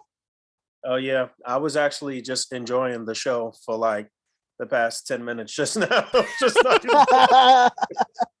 caught up in that. He's sitting back. You've been missing for a lot longer than 10 minutes. He's been sitting back in his house like minutes. I was just sitting here, just being a viewer. But before that, this podcast is all right, huh? Oh man, I was sitting here laughing. Yeah, sorry. I just wanted to make sure that I was there, obviously for Brian and Dave. But yeah, I had a lot going on here at the house for a second. I was eating some dinner, and sorry. You guys hold it down. As yeah, honestly, we've been having some fun. Some yeah, good we were old just fun. talking about episode 200. We're in the process of brainstorming some stuff. Usually, as always, when we hit a milestone on the podcast, we try and do something special. Episode 100, we recap the history of A.C.B.A. It was super tight. 150, we did a facelift and all that stuff, and we're in the process of trying to figure out what we want to do for 200. But in some way, shape, or form, it's going to include a lot of community stuff for sure. So just keep your eyes peeled for that stuff. And you guys know that we don't do like a lot of guests on the show. It's usually a special occasion for us to have guests on. But we did talk about launching this table for two venture that I want to do with some one-on-ones with people from the community. So that may be something that happens between now and episode 200 too, the first episode of that, which is a way to have a little intimate one-on-one with some people in the community, and not really.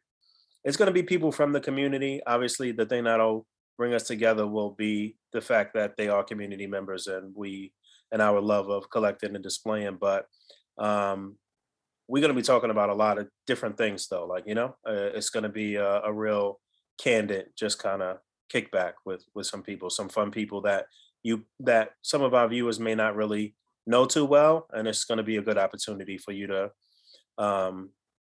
kick it with some who I think are some really interesting people that are interesting for more than just their ability to, snap some pictures or whatever, but, some really insightful minds and some really nerdy, cool people. So that should be fun. I'm looking forward to that. I want to get which one's on for one of the first few episodes. I think that would be a very interesting conversation. Which that one? man is an enigma. Which one is that? Many wands. Which wands? Yeah, but what was there actual figure news this past week that you talked about? Yeah, we talked. Oh yeah, we definitely stretched it out like there was. That's for damn sure. Yeah, there's a good amount. We can talk pickups real quick though. Oh, okay. You guys talked about the Star Wars stuff, right? That wasn't Yeah. really a Yeah, lot. in length. Okay, great. Yeah, we talked about Well, old you penis guys- fingers. You knew all the Some might terms. say we stumbled through it. Yeah, that live stream was a little bare bones, but yeah. You weren't Yeah, a especially fan because of what would have been the the big Jizz Man? reveal Bug? What's got going shown on? the next day or that night or something. Yes, Yeah, the Obi-Wan stuff, right? Yeah, You missed us talking about the Jizz Band. that was fun. Oh, the fingers, huh? I saw that. Yeah, but also the genre is jizz, not jazz. How's that? Huh? It is? In canon, George Lucas. It was like, you know what? They don't play jazz out here. They play jizz. No. Are you serious? I gotta look this- 100%. It's in the DK Star Wars Encyclopedia. Oh, that's wild. Yeah, I saw a real close up of those fingers. I don't know where I saw that, but I was like, damn. Yeah, that's the first thing I We know noticed. where. Come on. We know where. Capliv says getting jizzy with it. Fuck you. I'm about to place this man at a timeout. Yo, that guy, that Smith, I'm that kinda Will Smith is on a interested, though. tear.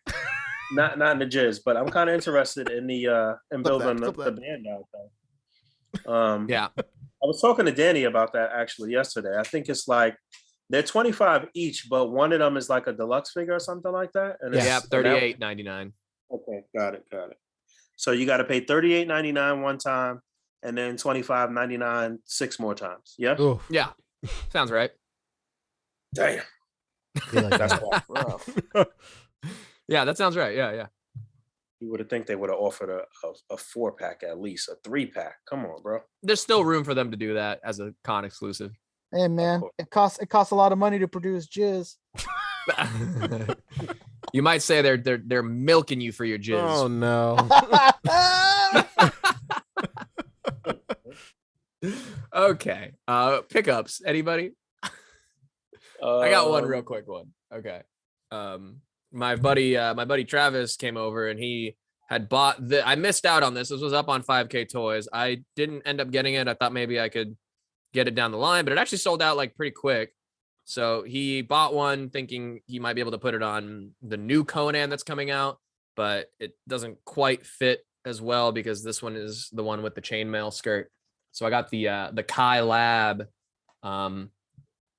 like leather harness and like leather skirt piece right here for Conan. This looks tight. Look, that's like real fur on there and Oh, stuff. real fur.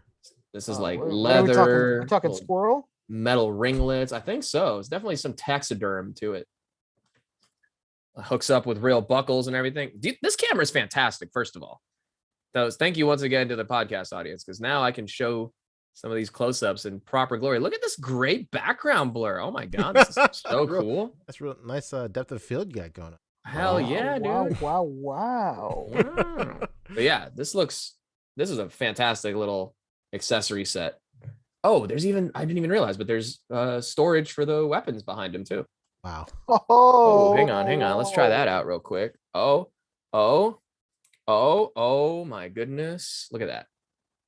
Jeez Louise. There he is. Holy business. And pop goes the weasel. That's what I'm So yeah, talking I got about. this and what? Come on, don't screw me now. Come on now. All right, well, you see it. That's cool. It's a nice little set. I mean, it's real leather, it's real metal. I mean, pretty dope. This was up on 5K Toys. It's from Kai Lab. There's a logo That there set somewhere. screams out fur daddy. Fur daddy. Daddy I'm looking for loves something fur. that says Dad likes fur. Daddy like fur. I think that is all I got. Yes. All right. Who's next? I don't think I really got anything. So I think the stuff that I got was holdovers from the last week. I already talked about Super Saiyan 4, Goku. Guko. Yuko. Yep. Yeah, I think that was it. I didn't get anything new. I am getting close Rick, I got to get that stuff from you. I'm getting close Yes, to sir. completing the Eternals, which is obviously not exciting, but it is what it is. And yeah, I saw your post today, P, about America Chavez. Oh yeah. I'm interested now in that wave.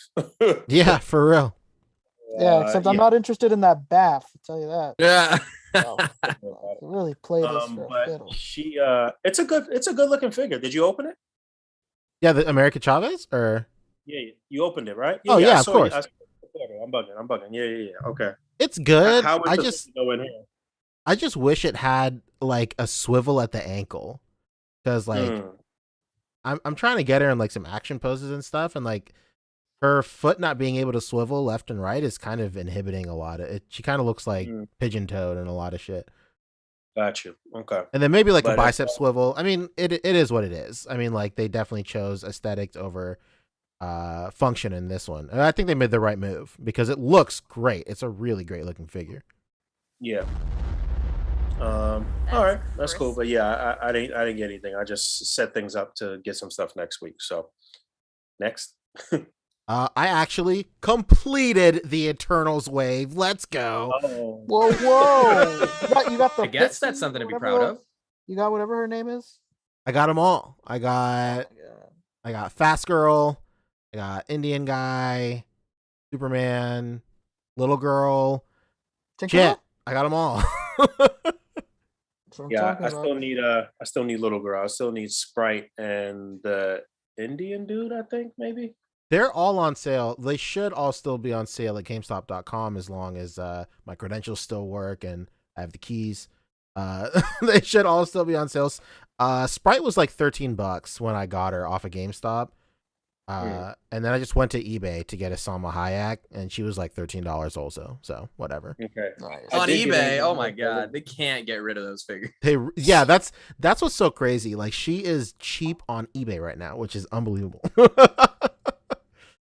I did get Angelina Jolie though. I didn't get even though the Angelina and Salma don't come with any Build-A-Figure parts, but just to kind of have the full. She's on clearance right now at Target. They're all on clearance finally. I think nationwide now.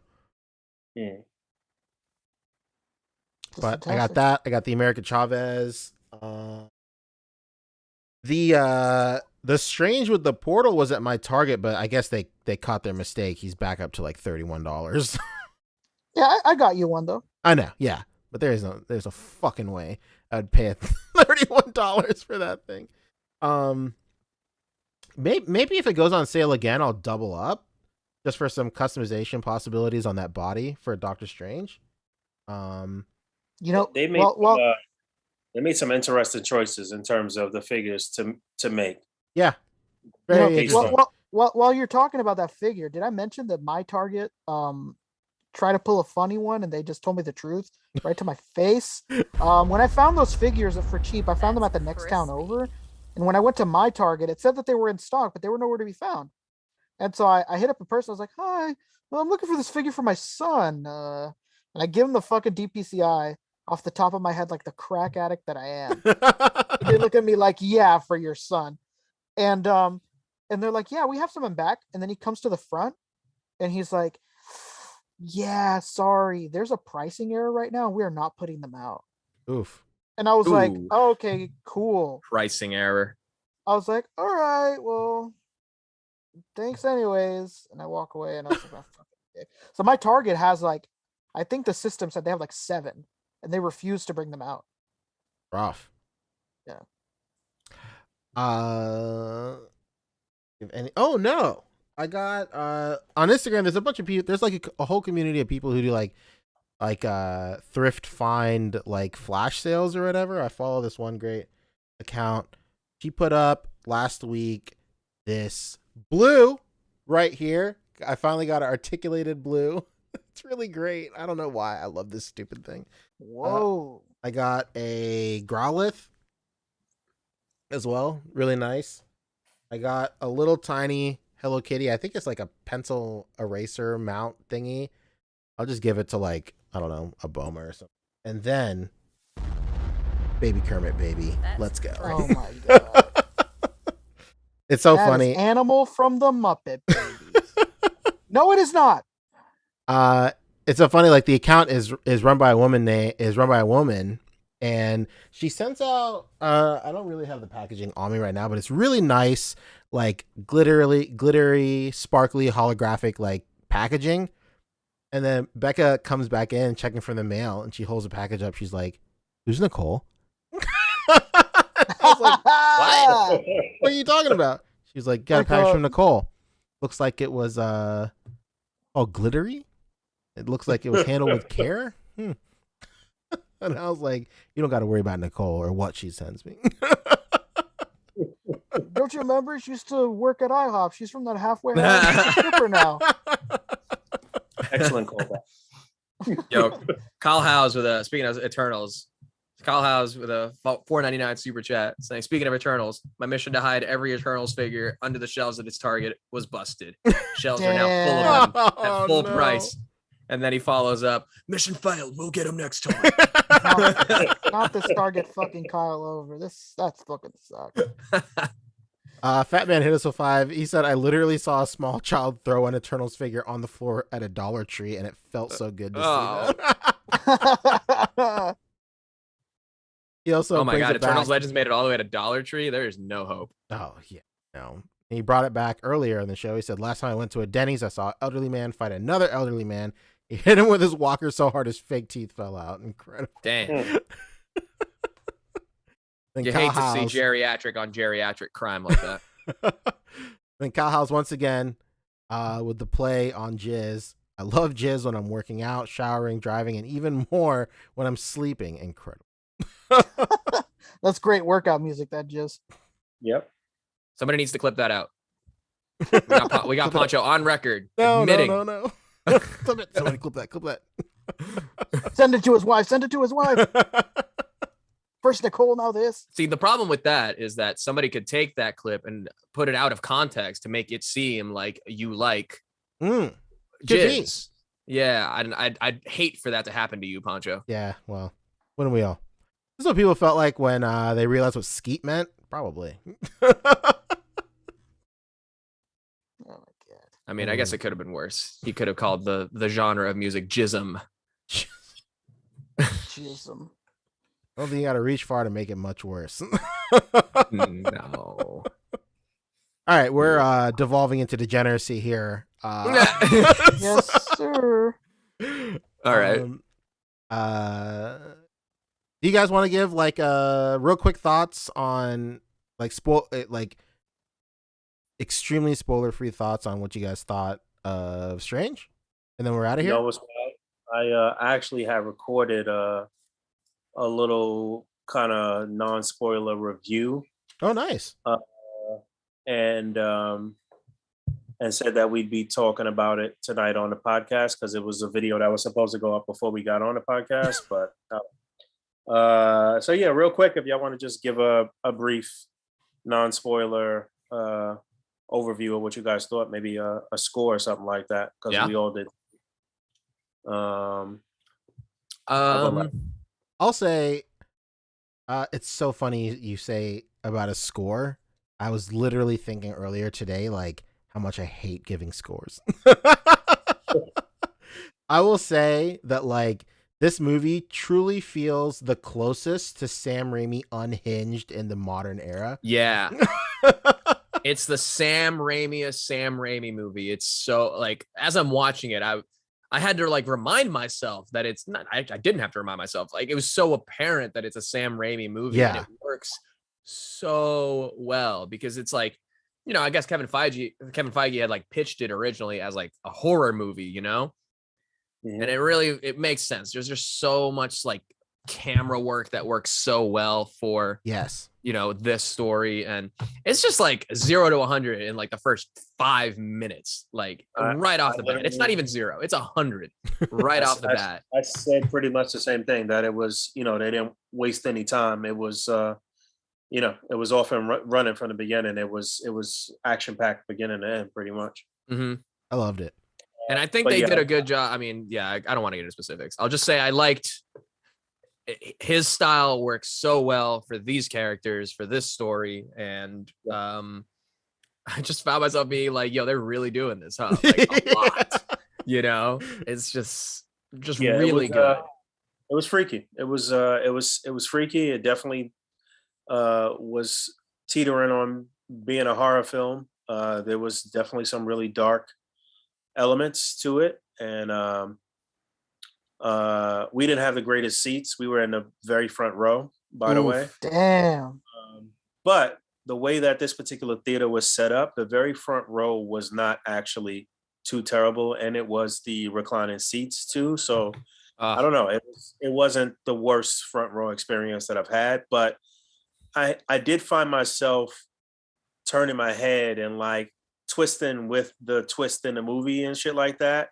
And I don't know. I'm not normally that guy, and I'm wondering if it was because I was in the front row or if it was just so well done with all of the camera work and how the magical spells looked on camera. It was an amazing looking film too. Like, you know what I mean? Like, it looked really cool, especially I think coming from our vantage point where we're always looking at things that we could recreate for A.C.B.A. basically too. So there was a lot of potential shots to recreate, and like, you know, a lot of working with lights, and like I'm interested to see a lot of people's interpretation of the film and in display form. I'll say that. But I did get spoiled during the week, and even though it was like pretty big spoilers, I guess there was still enough there to be surprised and to like still really enjoy it. So I did enjoy it. I'm not too opposed to a score, so I'd give it a on a first viewing, I'd give it a 7.9 out of 10 or something like. Okay. Yeah, it's a solid like 8.5 to 9 for me. Like, it was just the story. Yes, you know, there's like those little things that, you know, you could have nitpicks about, but I think just the way it's presented does such a good job of like carrying anything that like might be a little lacking for me. Like, as far as like, I'm nerding out over like the camera work and all that stuff, and the way the angles and like just those little things. And it's just a very clever movie, the way they handled a bunch of stuff too. So it was, yeah, just quite good. Very unlike a lot of stuff that we've seen before from Marvel, especially having come off like basically another movie with Doctor Strange in it, you know, seeing how different that character can be interpreted. And probably the best, I mean, it is the Doctor Strange, you know, sequel, but I like that it's like they did a good job of developing the Doctor Strange character that we haven't had in previous movies. Yes. Previous appearances from him. Yeah, they explored a different side of him, which I thought was really cool. A few different sides, eh? That's it. Kyle House hit us with $5. The last thing for the night for me, Wanda really made this Doctor Strange mommy, multiverse. Yeah, she 100% stole the movie. Her performance is the performance of this movie. Even though it's a Doctor Strange movie, did a great job of fleshing out the character. This is like, oh God.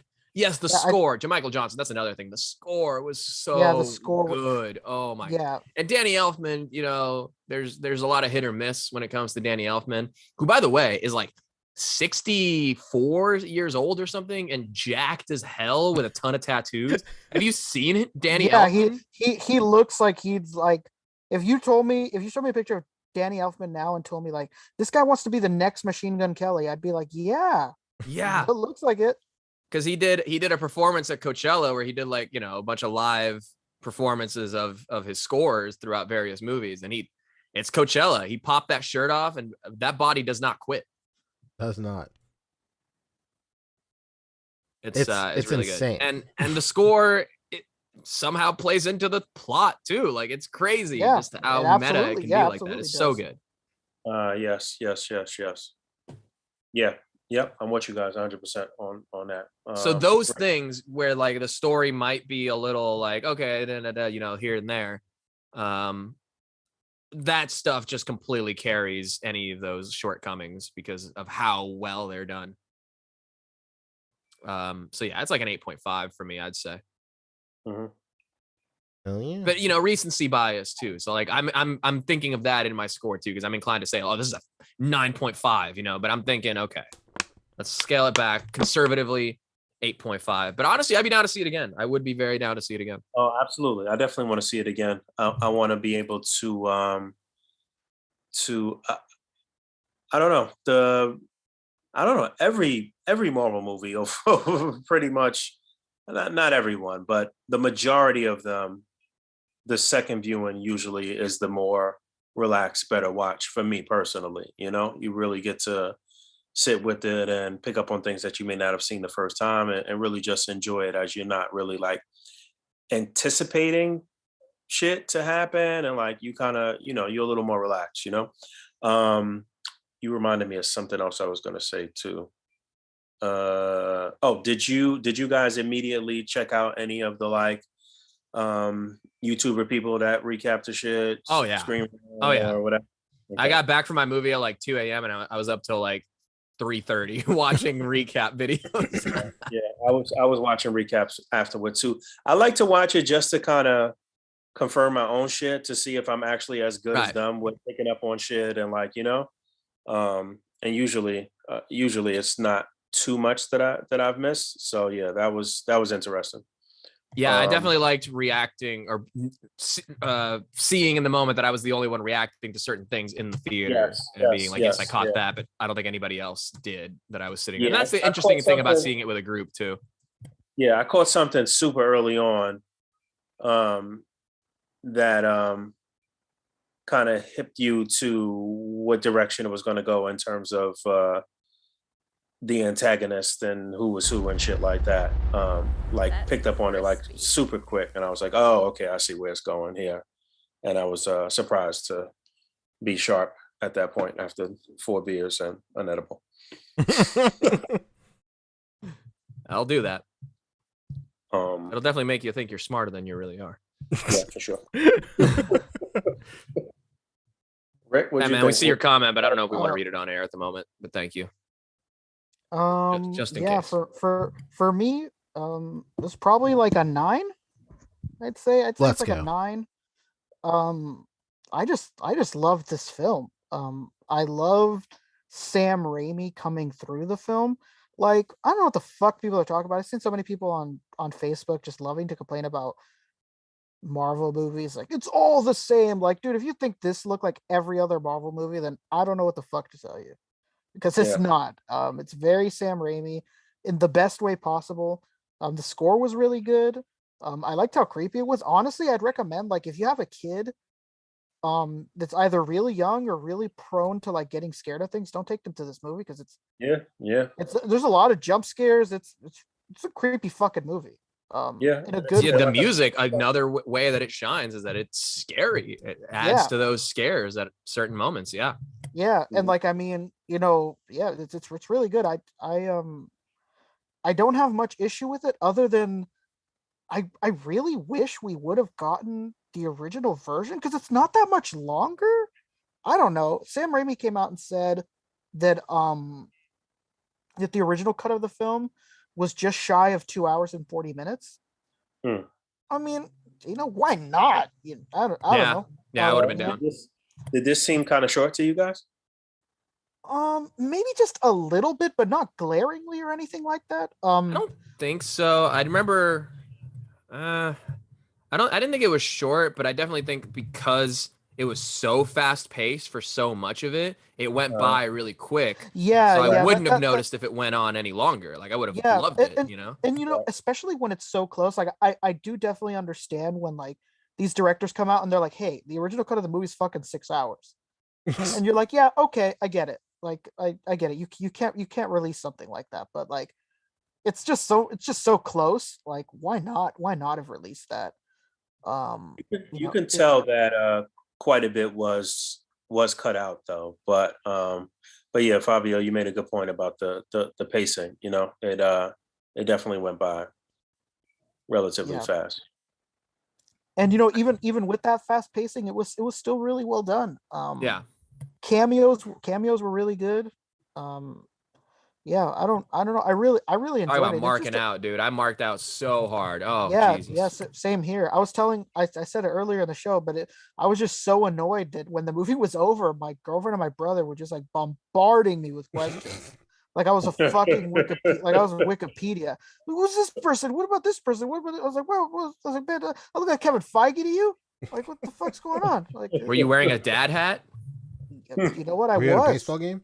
Oddly enough, I was wearing a baseball cap. And, You do yeah, look like Kevin I Feige. was just yeah, it's funny. You get done from watching such a fast-paced movie and you're like taking everything in that you saw, what happened, and then like you're just bombarded with literally like children, like, what about this person? What about and I was like, oh my god, you guys gotta chill out. I was having sensory overload. It's it was- funny you it was- mention that because my wife will do the same thing to me at the end of the movie. I'm bound by law to love this woman, so it doesn't annoy me at all. But like, but sometimes like lately, I hope she's not awake and I hope she's not listening. But she will catch it on the replay because she watches every episode. Challenge liberty, Really? bound by law. No, absolutely not. Live in infamy, rub you raw. But sometimes I'll like during the movie, any movie, like I'll just like fake react to something to see if she'll ask me about it later.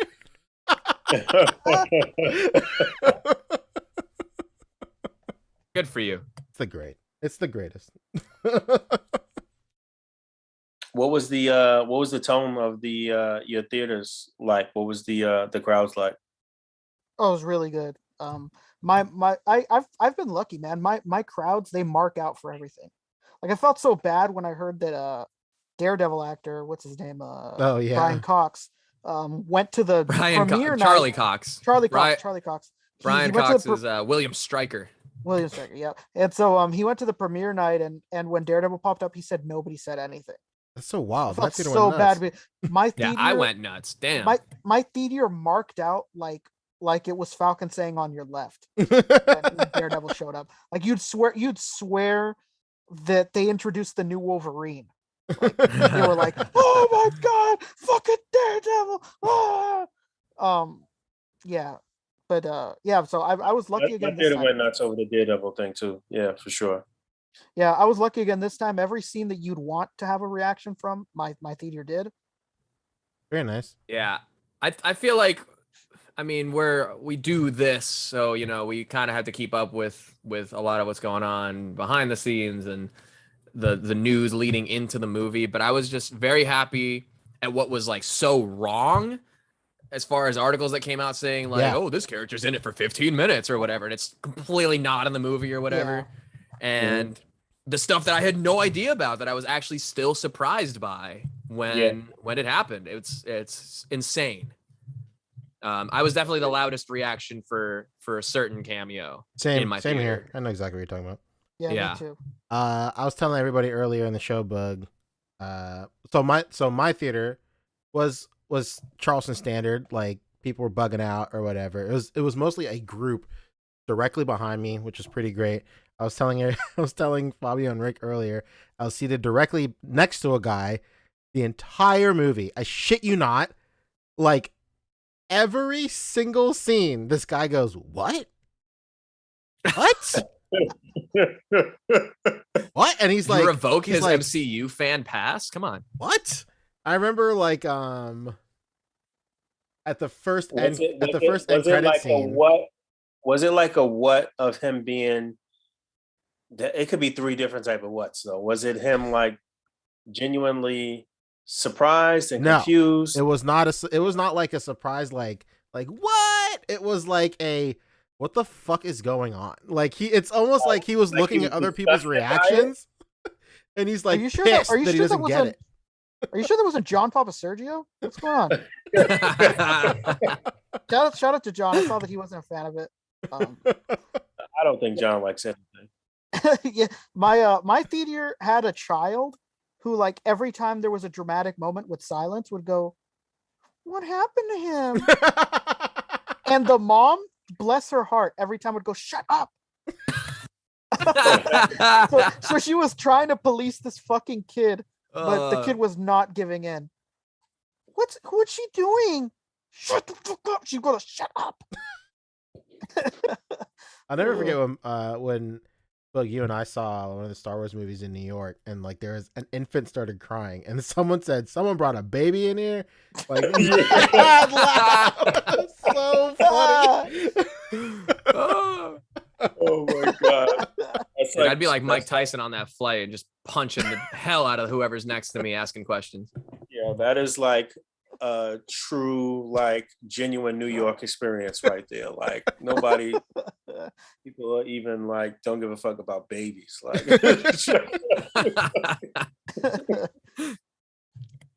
crazy. Oh man. But yeah, all right. So solid all around from us. I guess during this week we'll all catch the bootleg or see it again in theaters, and then we could talk heavy spoilers next week. Oh, yeah. Yeah. Shout out to Michael Wisman, exclusively only watching the bootleg right now. Will not touch a theater. I love this guy. Why would he? Well, he doesn't want to bring his baby. He doesn't want to be that guy. I don't know. Why won't he go to the theater, Michael? What's going on? Explain yourself. Oh man. Yeah, let's Very do good plugs and get out of here. All right. Yeah. Well, I'm Fobster, Fobster360 on Instagram. Go follow me there. See my stories. Follow me here on YouTube. Subscribe, Fobster. Finishing up editing a couple of videos, and then the live streams will return. Somebody working on a dank new intro that I'm very excited about. We've been going back and forth, getting them some assets to include in there. So once that's all concluded, we'll be back to our regularly scheduled Mezco Mondays live streams. That should be very fun. But till then, subscribe. Look forward to a couple new videos coming soon. Top Gun Maverick is premiering, I think, this week or next week or something. I know the premiere was this weekend, but Wait, did they show that preview in your theaters? I think they did. I forget. Maybe. I don't know. That was the first time I saw it. So did anybody see, like, during my previews, there was a commercial for something else that I think it was like an Airbnb commercial in the middle of previews. I'm like, what the hell? So the commercials have commercials now? What the hell is going on? No, we Top got Gun Maverick. It's premiering. Look for me in the bar scene in that. we got Top shot Gun that like 3 Maverick. years ago. We got Buzz Lightyear. We got Love and Thunder, and we got the Avatar one. Yeah. Yeah. We got Avatar as well. But oh yeah, you forgot Thor, about the Minions. They didn't show the Minions. Oh preview? yeah, they did show No, Minions. no Minion for me. Minions Really? Rise of For me. Gru. And I'm like, what the hell is this? I don't watch cartoons. Yeah, those were the 5: the Minions, Top Gun, Buzz, Avatar, whatever else you say. Yeah.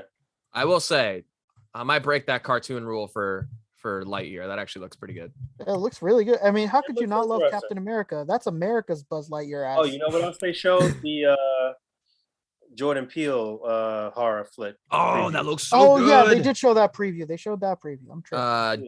Nope. Nope. Yeah, that looks And you know fantastic. what? Am I bugging, or is what's the girl's name? That's the star in Nope, or the co-star, or whatever. What's her name? That's Tyler's homegirl. What's her That's name? Keke Palmer. Keke Palmer. Keke Palmer, right? Was she the voice for the female Star Command lady in the Buzz movie? I felt like it was the same I'm gonna tell you right now. Hang on. Yeah, she was. She sure was, I'm is. almost certain. She sure is. Okay, all right. Excellent. Wow. Getting a lot of work. Good for her. Honestly. All right. I ain't got shit going on. I'm gonna put up this little non-spoiler review anyway for tomorrow.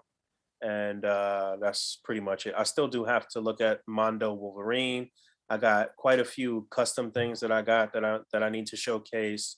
I will be taking a closer look at some head swaps and stuff for the Spider-Man and Spinneret 2-pack. People have been asking about that. That's it. That'll be this week. Real quick, Jermichael Johnson hit us with 5. He said, my favorite concept of the movie was how they explained dreams, because I swear to God, when I was a kid in middle school, I said the exact same shit. But for me, same old shit. Still shipping Dusties. This weekend I'm going to focus more on international stuff. And then it's back to the list, back to like the way things are in order. I mean, obviously, Are you shipping any fortune telling machines by? I am too. I'm so sorry. Oh, that's okay. I'm making sure I didn't miss it. No, yeah. It's packed. I don't know, man. My work sucks. I'm so sorry. That's cool, dude. Yeah, shout out to everybody that's being patient. Speaking of not shipping, I've had fucking E-Reverse packaged up for forever. I've not shipped it out. I'm a piece of shit. Sorry. E. Elvis's package has not left the building. Oh no. Oh my god. I want to give a shout out to E because I got my Zarbon, and the Zarbon is the first Dragon Ball figure I've ever gotten that had a QC issue. Like the blush lines on his screaming head is like skewed a little, is just skewed down. It looks kind of weird in person, but in photographs it's it's not bad.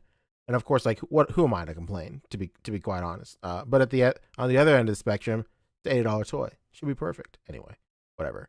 But he offered to give me one of the head sculpts on his Zarbon that was on ice. I did not accept, but hey, big shout out to E. What a great guy. Oh baby. Very magnanimous. That's it for me. I got a QC issue Zarbon this week, and I took a picture of it. Go check that picture out. And that's it. That's it for me. What's you, Rick? Hey, you know what it is? It's me. It's Rick from the podcast. That's it. So I want to let you guys know I'm on Instagram, RickDom2345. I thrift. I find figures and shit. And clothes. How about clothes? You guys like that? You guys wear that? I'm wearing them right now. You're my go-to style guide. Yeah. Is it just me? Okay, I'm glad I'm not alone. Yeah. So follow me there, baby. Follow me there. Before Boog takes us out, let me plug our guests who came on earlier today as well. Please. From the Nacelle Company, Brian Volk-Weiss and David Vonner of working on that RoboForce line. You, of course, know them from all the other Netflix shows and Amazon shows that they have produced, Toys That Made Us, Movies That Made Us, Around the World with Zac Efron. I forget what it was called. I'm sorry. And coming to a toy store near you. Pre-order RoboForce at nacellestore.com. Wave 1 is up for pre-order right now. Another big announcement coming the 23rd, they said, the 24th, something like that. So, yeah, a lot of good things going on at Nacelle Company. So thank you so much for them joining us earlier today. That's it. Bill, you want to take us out? No doubt. I'm trying to think if it was one other thing. I guess. Where's he taking us? Out. You guys can hear me, right? Yeah, absolutely. So well. All right. Thank you to once again. Yeah, like Fabio said, thanks to Dave and Brian for coming and hanging out with us early on in the show. Thank you to everybody for the questions and super chats and all of that stuff. Yeah, that's that. Thanks for hanging out. As always, rate, comment, subscribe, hit that bell down there. And until next time, peace. Goodbye.